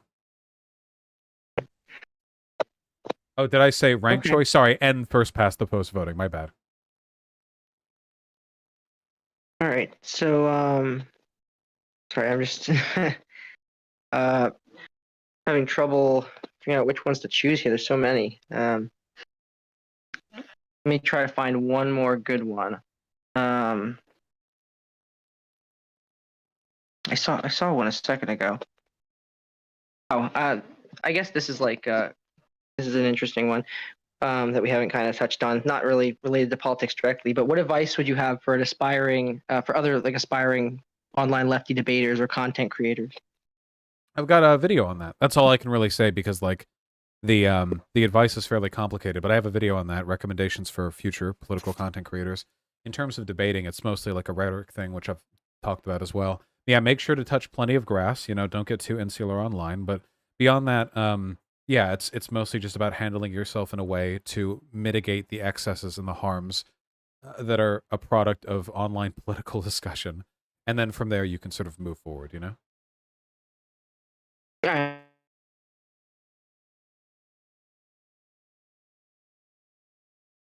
True. Dropped out there. Sorry, I dropped out for a second. But we could end off here. One more. We could take one more question. Yeah, if you want to take one more, yeah. All right. Someone wants.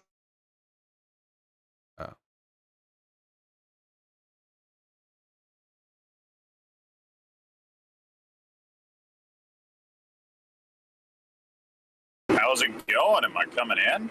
Howdy. Can Hello? you hear me at all? I can hear you. Awesome. So, Vash, I have a question on a moral conundrum. Hit me up. Alrighty, this is Kowalski from Nebraska. I don't know if that came in. Okay, so regardless, in modern farming practices, like commercial farming, monoculture, all the rest, it's pretty, amoral. However, if you look at the math on it, a transition to a more just system, which I guess would be more like plant-based everything, would take a very long time. Am I being immoral for continuing a farming practice that I know is harmful to the planet, but I do not see it being replaced anytime soon? And if I fail to do it, it would just be picked up by somebody else who would just simply do the same thing, if not worse. No, I don't think so. For the same reason that I don't think it's necessarily immoral for lefties to sign up as cops either. The institutions and the systems exist whether or not you do. You're not like a leader. You don't have the ability to fundamentally change the way these systems are organized or to reduce their impact or their harm in a broad sense. You only really have control over what you have. And in this case, what you have is, like you said, something other people could potentially use in your absence. The farming plot wouldn't go away, after all. In those cases, I think that you have to work within your means and do the best that you can do. To an extent, everybody is affected by this, you know? We all participate in wage labor. Oh, hey, hold on. A lot of feedback is coming in from your end. Here, I'll just put you down on my side. 1 second. There you go. Nice and quiet. We all participate in wage labor to an extent, which means we all sort of are component in sustaining the existing capitalist system. Many of the people watching eat meat. I mean, you literally breed like cows. It seems like this is something that we all have to grapple with personally and do the best we can in our own circumstances. And to feel worse than that usually encourages us towards inaction more so than it does encouraging us towards better action, if that makes any sense. Okay.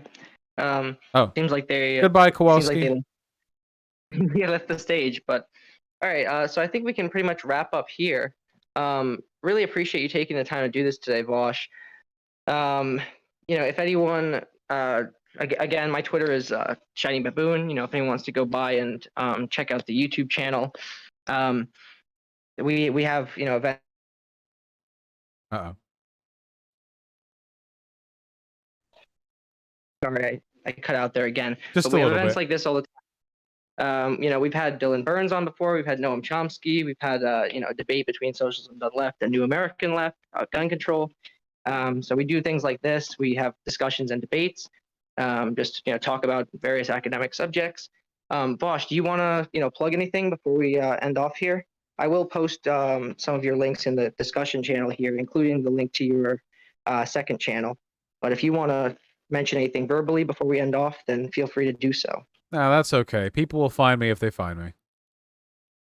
Okay, fair enough. Well, with that, thanks for coming again, Bosch.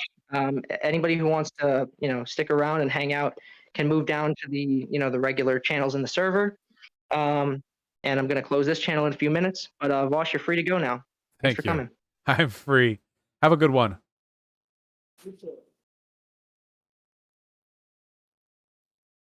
Well, that was nice. That was a slightly more coherent AMA on Discord than I'm normally used to. That was fun. I hope we all learned something. I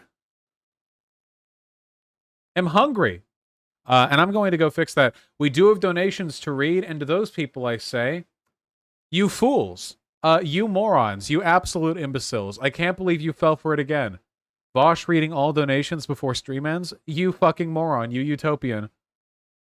No, wait. Conyer streams in like 20. Conyer streams in like 5. Why do you... Stream! Conyer, go! Go! Go! All right, we're sticking around. You all should watch Conyer, by the way. Okay? Show off more of your minifigurines. Yeah, we can look at more. We can look at more Games Workshop. How about that, huh? The thing that really gets me is just that I prefer 40k lore. I don't know shit about Age of Sigmar lore apart from the basics. It's just with the Age of Sigmar, the real problem is that everything is so fucking pretty, dude. Look at this. Look at the Armies of Order. Look at this.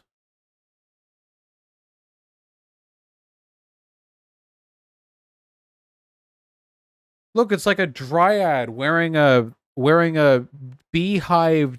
Look, it's bees. Bees. Look at these lads. Look at this thing. Look at this Star Drake. It's so cool.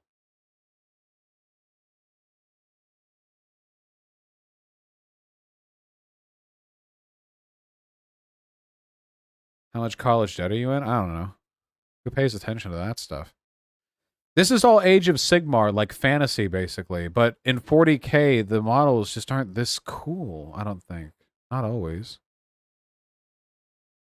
Look at it. Look at it.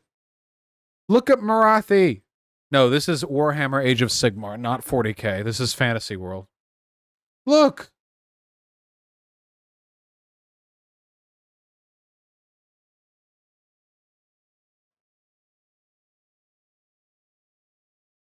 The Age of Ligma has plenty of cool designs.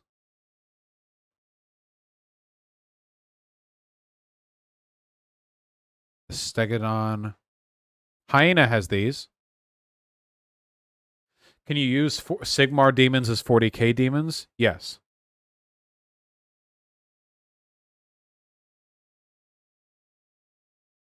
Nighthaunts? Alariel the Everqueen is like a big beetle. Look at her. Fucking Pog.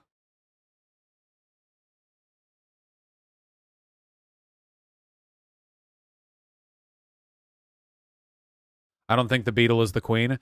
No, the beetle is the queen. Yeah, the air fried nuggets are good. No worries, Kowalski from Nebraska. Oh yeah, dude. The storm guys, the sea. Look at this. Look at this model. It's so small, but it's so cool.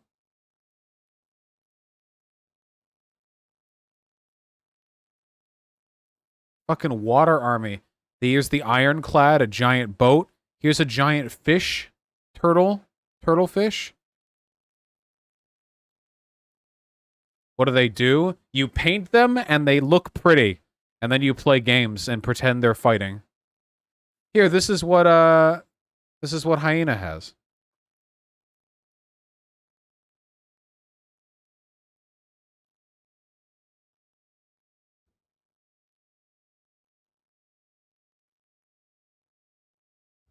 Specifically this one, I think. The Auric Runefather on the Magmadroth. Why'd they paint it gray?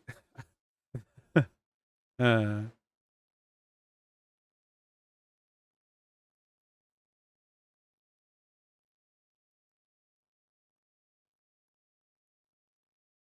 love these so much. Get this and make your own. I'm not getting a goddamn 3D printer. Hold on. Forge World. The only thing that I'd really look to Forge World for is that I want better Imperial Guardsmen.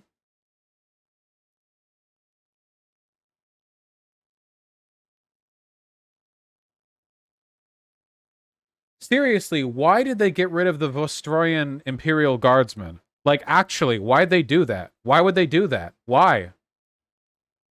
Why? Why? To own you? Yeah, I'm feeling pretty owned. Let me see if they have any better models on Forge World. I don't see any. Nope, I don't see any. The problem is, like, the fucking Astris Militarum, or whatever they're called now. Astra Militarum models. They look kind of dumb, dude. Gaunt's Ghost look cool, but, like, these are, like, the normal Imperial Guardsmen. It's like, okay. They look kind of goofy, though. Their heads are too big relative to their body sizes, and they're just not as interesting, you know? They just look like little army men.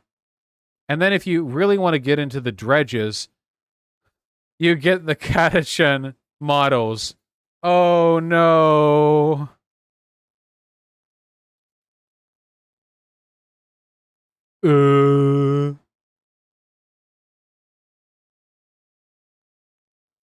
Yeah, when were these painted? Jesus.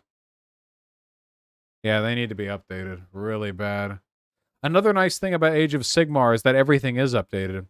Steel Legion look like World War I German soldiers, kind of. They still look goofy, though. Look, they look goofy. Look, they look goofy. Like, they look better than Katachan, but still. You can see what good Imperial Guardsmen look like, too, because Gaunt's ghosts look pretty fucking alright. These guys look cool, and their heads are appropriately proportioned. Look, these guys look awesome. But they're a specific type of Imperial Guardsmen. They're not regular soldiers. They're not the... This is what the new models look like, yeah. Because they're new and they're better. But then, like, yeah, Cadian, Katachan, and... Thin your paints. I know how to thin my paints.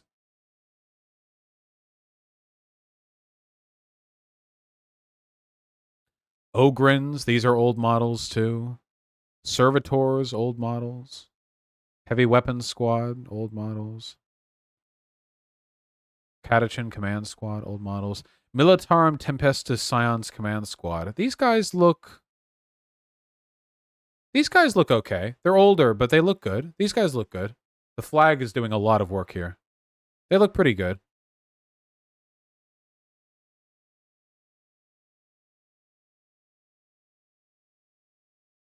The Scions are paratroopers. Ah, so the big stuff is the parachute they've got. Hold on. How far back do we go? Yeah, here you go. Look at their big heads.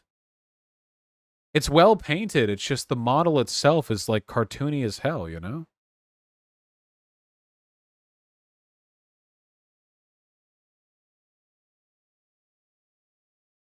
Regimental advisors, Slime Arbo. Dude, Astra Militarum is such a fucking joke. Ratlings, these are like rat dudes. By the way, here's like the faction leader. This is how old the model is for the faction leader. Look at this guy. This is the guy. Yeah, ancient model. He had I don't know if it's still the case in 8th edition, but he had a really funny commander ability too. Yeah, he looks like an evil child. Yeah. He could deep strike shit anywhere. Like absolutely anywhere, you know? If you're like wandering through basically like imagine you're the forces of Xenos, okay? You're wandering through a dense jungle, all right? You know, you've got your eyes peeled, you're looking left, you're looking right, making sure nothing around, you know? And then from behind a falling leaf, a little leaf falls down. From behind it, okay? A fully armed Lehman Russ battle tank. And a group of sentinels. Fucking obliterate your entire force. He could deep strike behind any cover. Ooh! This is a new model. Is that a woman? Severina Rain? That's a feminine name. They don't normally have women in Imperial Guard models. That's nice looking. That's a good model. Head's proportional, too. I'll raid Conyer in a second. Yeah, the Tempestus Scions are like the only good-looking, currently running Imperial Guard regiment. She's come out of the new books. Ah, gotcha. I'm currently reading the Einhorn trilogy, or whatever it's called. Ooh, are these guys new? I don't recognize them. The Bullgrins. These models look decent.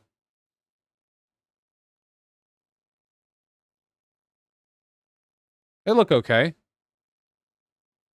Ogrins, but better? Yeah, so I see. What else do we have? Here are the Bane Blades. These tanks are massive.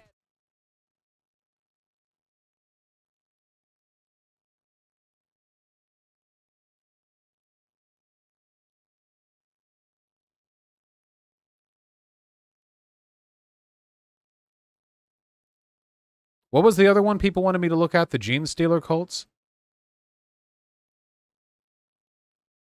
No. The Gene Stealer cults are basically like factions of humanity that have succumbed to... Actually, I don't know that much about the lore. Aren't they basically like renegade Mad Max, like DNA pirates? Ah, the thing on my nose, yeah. Certainly look like it. Oh, they're the pawns of Tyranids? What assholes. Woo! That is a handsomely painted model. Look at that. What incentive is there for humanity to turn over to Tyranids? Do they have like a brain virus or something? Okay, they were infected, yeah. There's no incentive whatsoever for humanity to give in to the Tyranids, okay? It's not like Chaos, where the Chaos Gods promise you favors or anything. The Tyranids just eat you. Yeah, they're like brain-infected humans. Yeah, this is what happens when you don't get vaccinated, okay? Very, very important that you get vaccinated. Man, these guys look sick! You can take Astra Militarum detachments with them? What, like these guys are like hidden? Like they're like part of your regiment, but you haven't found out that they're part of it yet? That's pretty cool. Or that you have like a like mind-controlled commissar and you're like still commanding legions. That's pretty sick. Yeah, Among Us. What else do we have? Hey, how about just for good old time's sake, why don't we take a look at how the Ultramarines are doing? These are like the default faction in this stupid fucking game. Everyone hates them. Oh my god! Oh, could you try any harder? Christ, he looks like the Emperor. Oh my god, Jesus. How much gold trim does blue armor need? He is a Primarch, so... Yeah, about as close as you can get. But he's not the faction leader, is he? Where's the faction leader? What's the faction leader? No, he is? Wasn't there another... Wait, he is now? Wait, did the last one get killed?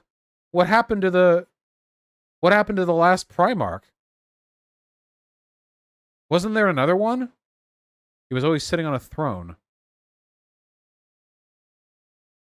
Oh, he's the last Primarch. What, then who's the guy that I'm thinking of? There was another big leader dude for the Ultramarines.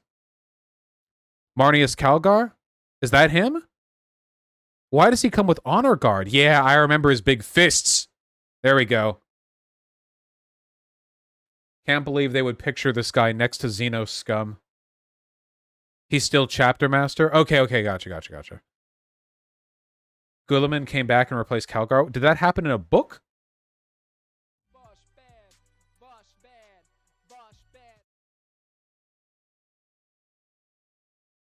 These models look okay.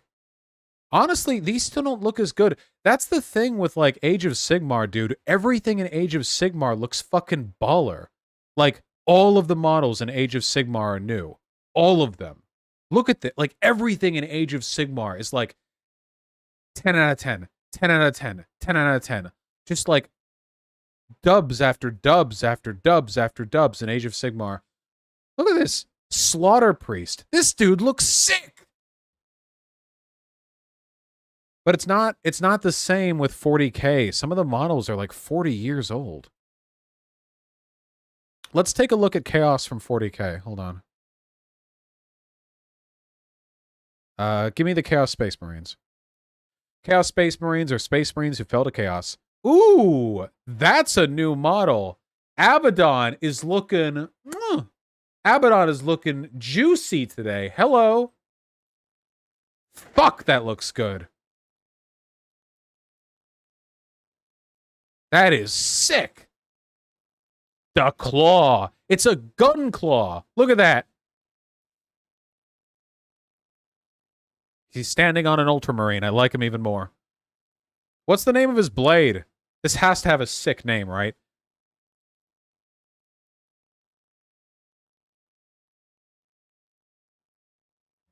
It has to have a sick name. It's Horus's sword? Is that Horus's sword? Dude!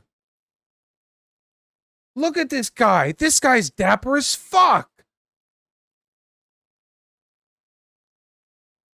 Look, fucking Pimp Kane Chaos Tech Priest over here. Jesus. Giga Chad.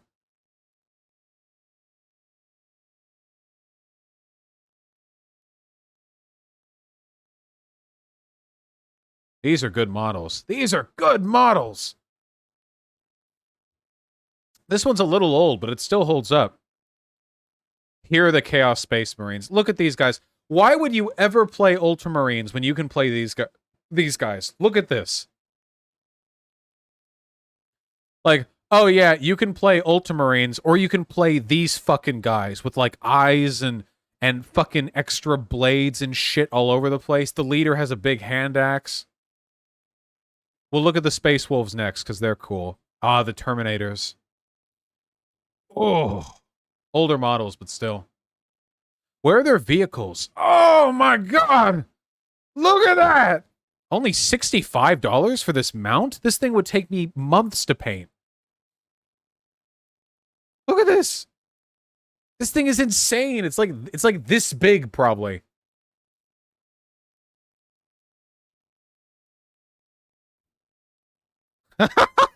Okay, I think this one looks dumb, but like cool dumb, you know? Oh god. Here are the Rubric Marines for the Thousand Suns. I'm not falling into chaos. I'm just saying they look cool, okay?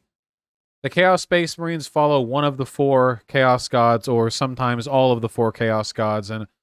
Oh, shit, dude! Is that a female Chaos Space Marine? There's several of them in here. Oh, that's awesome.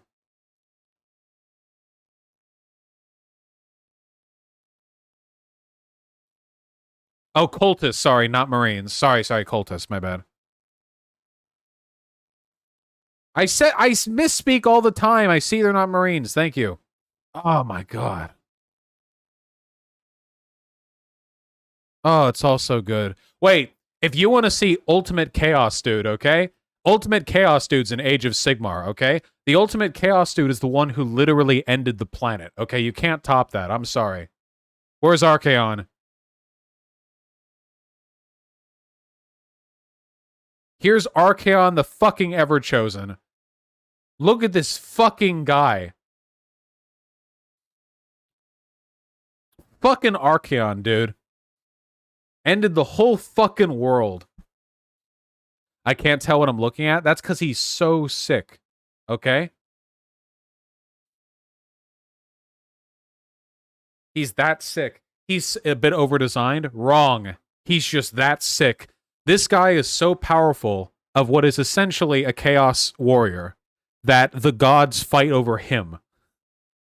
Most Chaos Warriors, they fight for the favor of their god. This guy, all of the gods fight for his worship. He ended the world.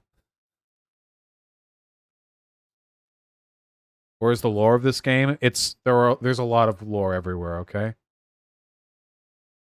That guy single-handedly brought in the end of the world that led to Age of Sigmar. He made Age of Sigmar happen by ending the last Warhammer Fantasy world. Where's is it Space Wolves? Space Wolves are pretty cool. They're basically like feral mountain Wolverine Space Marines. Got Thunderwolf Cavalry. Ow. The models are old, though. Guys, what is the most recent Space Marine army? The one that looks the best right now. Primaris? Okay. Where's Primaris? Am I blind? Is it in the armies of the Imperium? No?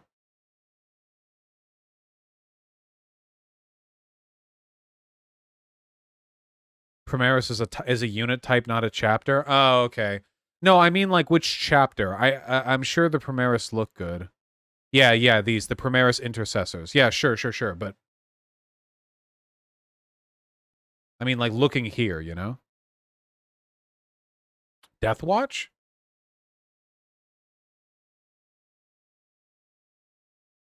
Here's Primaris again. Death Watch Kill Team. Dude, I'm not gonna lie. I'm just kind of burnt out by Space Marines in general. Like, it just feels overdone at this point, you know? There are like, look at how many, there's so many Space Marine factions. They have a whole, like, army. The Blood Angels look a little bit different. That's cool, you know? The Blood Angels are like Catholic. They're like super angry, angelic Catholic Sistine Chapel Space Marines. You know, I used to have an army of these guys. Where's the guy who literally looks like Jesus Christ? Where is he? Not a store. There we go. I had the Sanguinar. Old model, but look at this guy. Jesus Christ, so over the top. Yeah, they're Catholic vampire fascists, basically.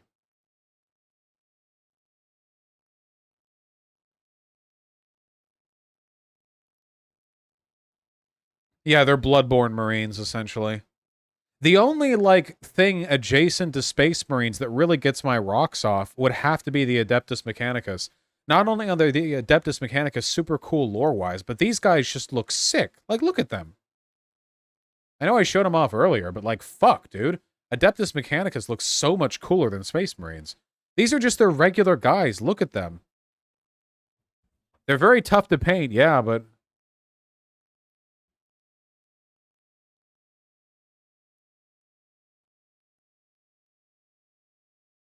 Stop linking. Oh, God. Jesus.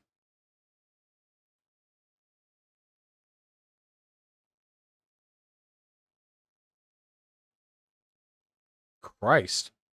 Which Chaos God is this guy even repping? He's not red enough to be Khorne, is he?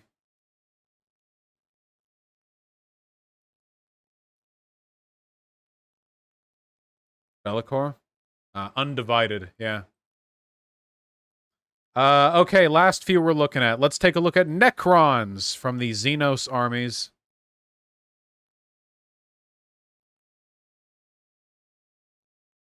Oh, wow, these are new. Wow. That looks pretty sick. Are these new? These have to be new. I don't recognize them.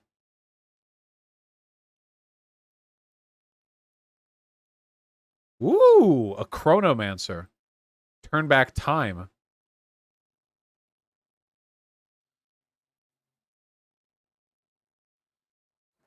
Dude, Necron have the coolest gods. The Catan.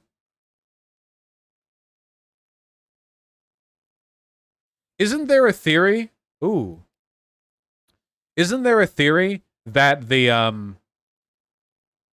god and the machine, the machine god is actually a Catan from the Necrons? The Omnissiah, yeah. Oh, this thing. Holy shit. The Void Dragon, yeah. Basically, there are like two competing gods in Warhammer 40k lore for the Imperium. So the Emperor was basically like a perfect human being who was more powerful than anything and everything, but now in his like corpse throne, he's worshipped as a god. But the Adeptus Mechanicus, which is the army that I'm repping, worships the machine god, which is like the funniest shit, dude. The machine god is literally like, hey, this engine is busting, like starting to break apart. Let's pray. And then it starts working again. The Admechs see the Emperor as an avatar of the Omnissiah. Yeah, but isn't it like kind of heretical? Like the Adeptus Mechanicus kind of don't care about the Emperor as much as they do about the Omnissiah, but like then when the Inquisitorium walk around, they're like, hey, don't worry about it. It's just a sect of the Emperor. Don't worry, you know.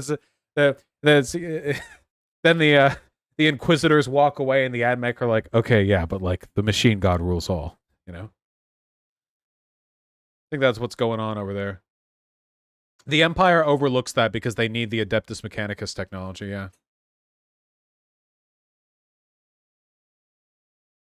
What are we doing? Oh, you did some t-shirts? No, I'm gonna do it. Gotcha. Nice, nice. True. I hear the Titans. I drank half of it. Where are those,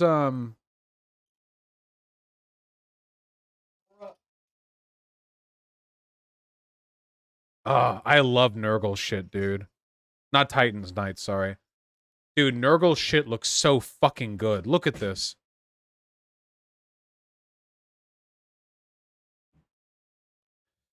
Bosch, your anti-black college take is weird. Marginalized communities are allowed to have spaces to themselves. No, you can't. You shouldn't be able to exclude people from colleges based on their race. You fucking racist. Okay, stop. Okay, you are not making the world any more progressive. You are not making the world any better for people by trying to advocate for the legal right to discriminate on based on people's race. Okay, you're not.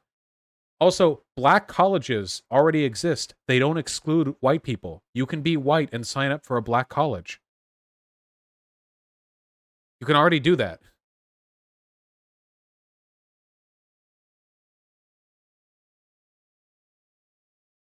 Where's the guy that I really like? Where's the Nurgle armor tank thing that I really like? Is it here? There it is. I really like this thing. Only 25 bucks too. The Blight Hauler. Look at this fucking thing.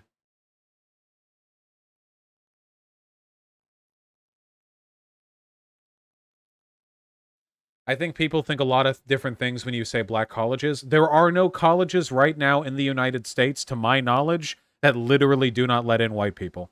All right. Memes aside, it looks like it's time for me to shunt you over. Get over there and raid Conyer. Go! Conyer is a good lad. All right? I'll see you all soon. Take care. I'll read Dono's next stream. Goodbye.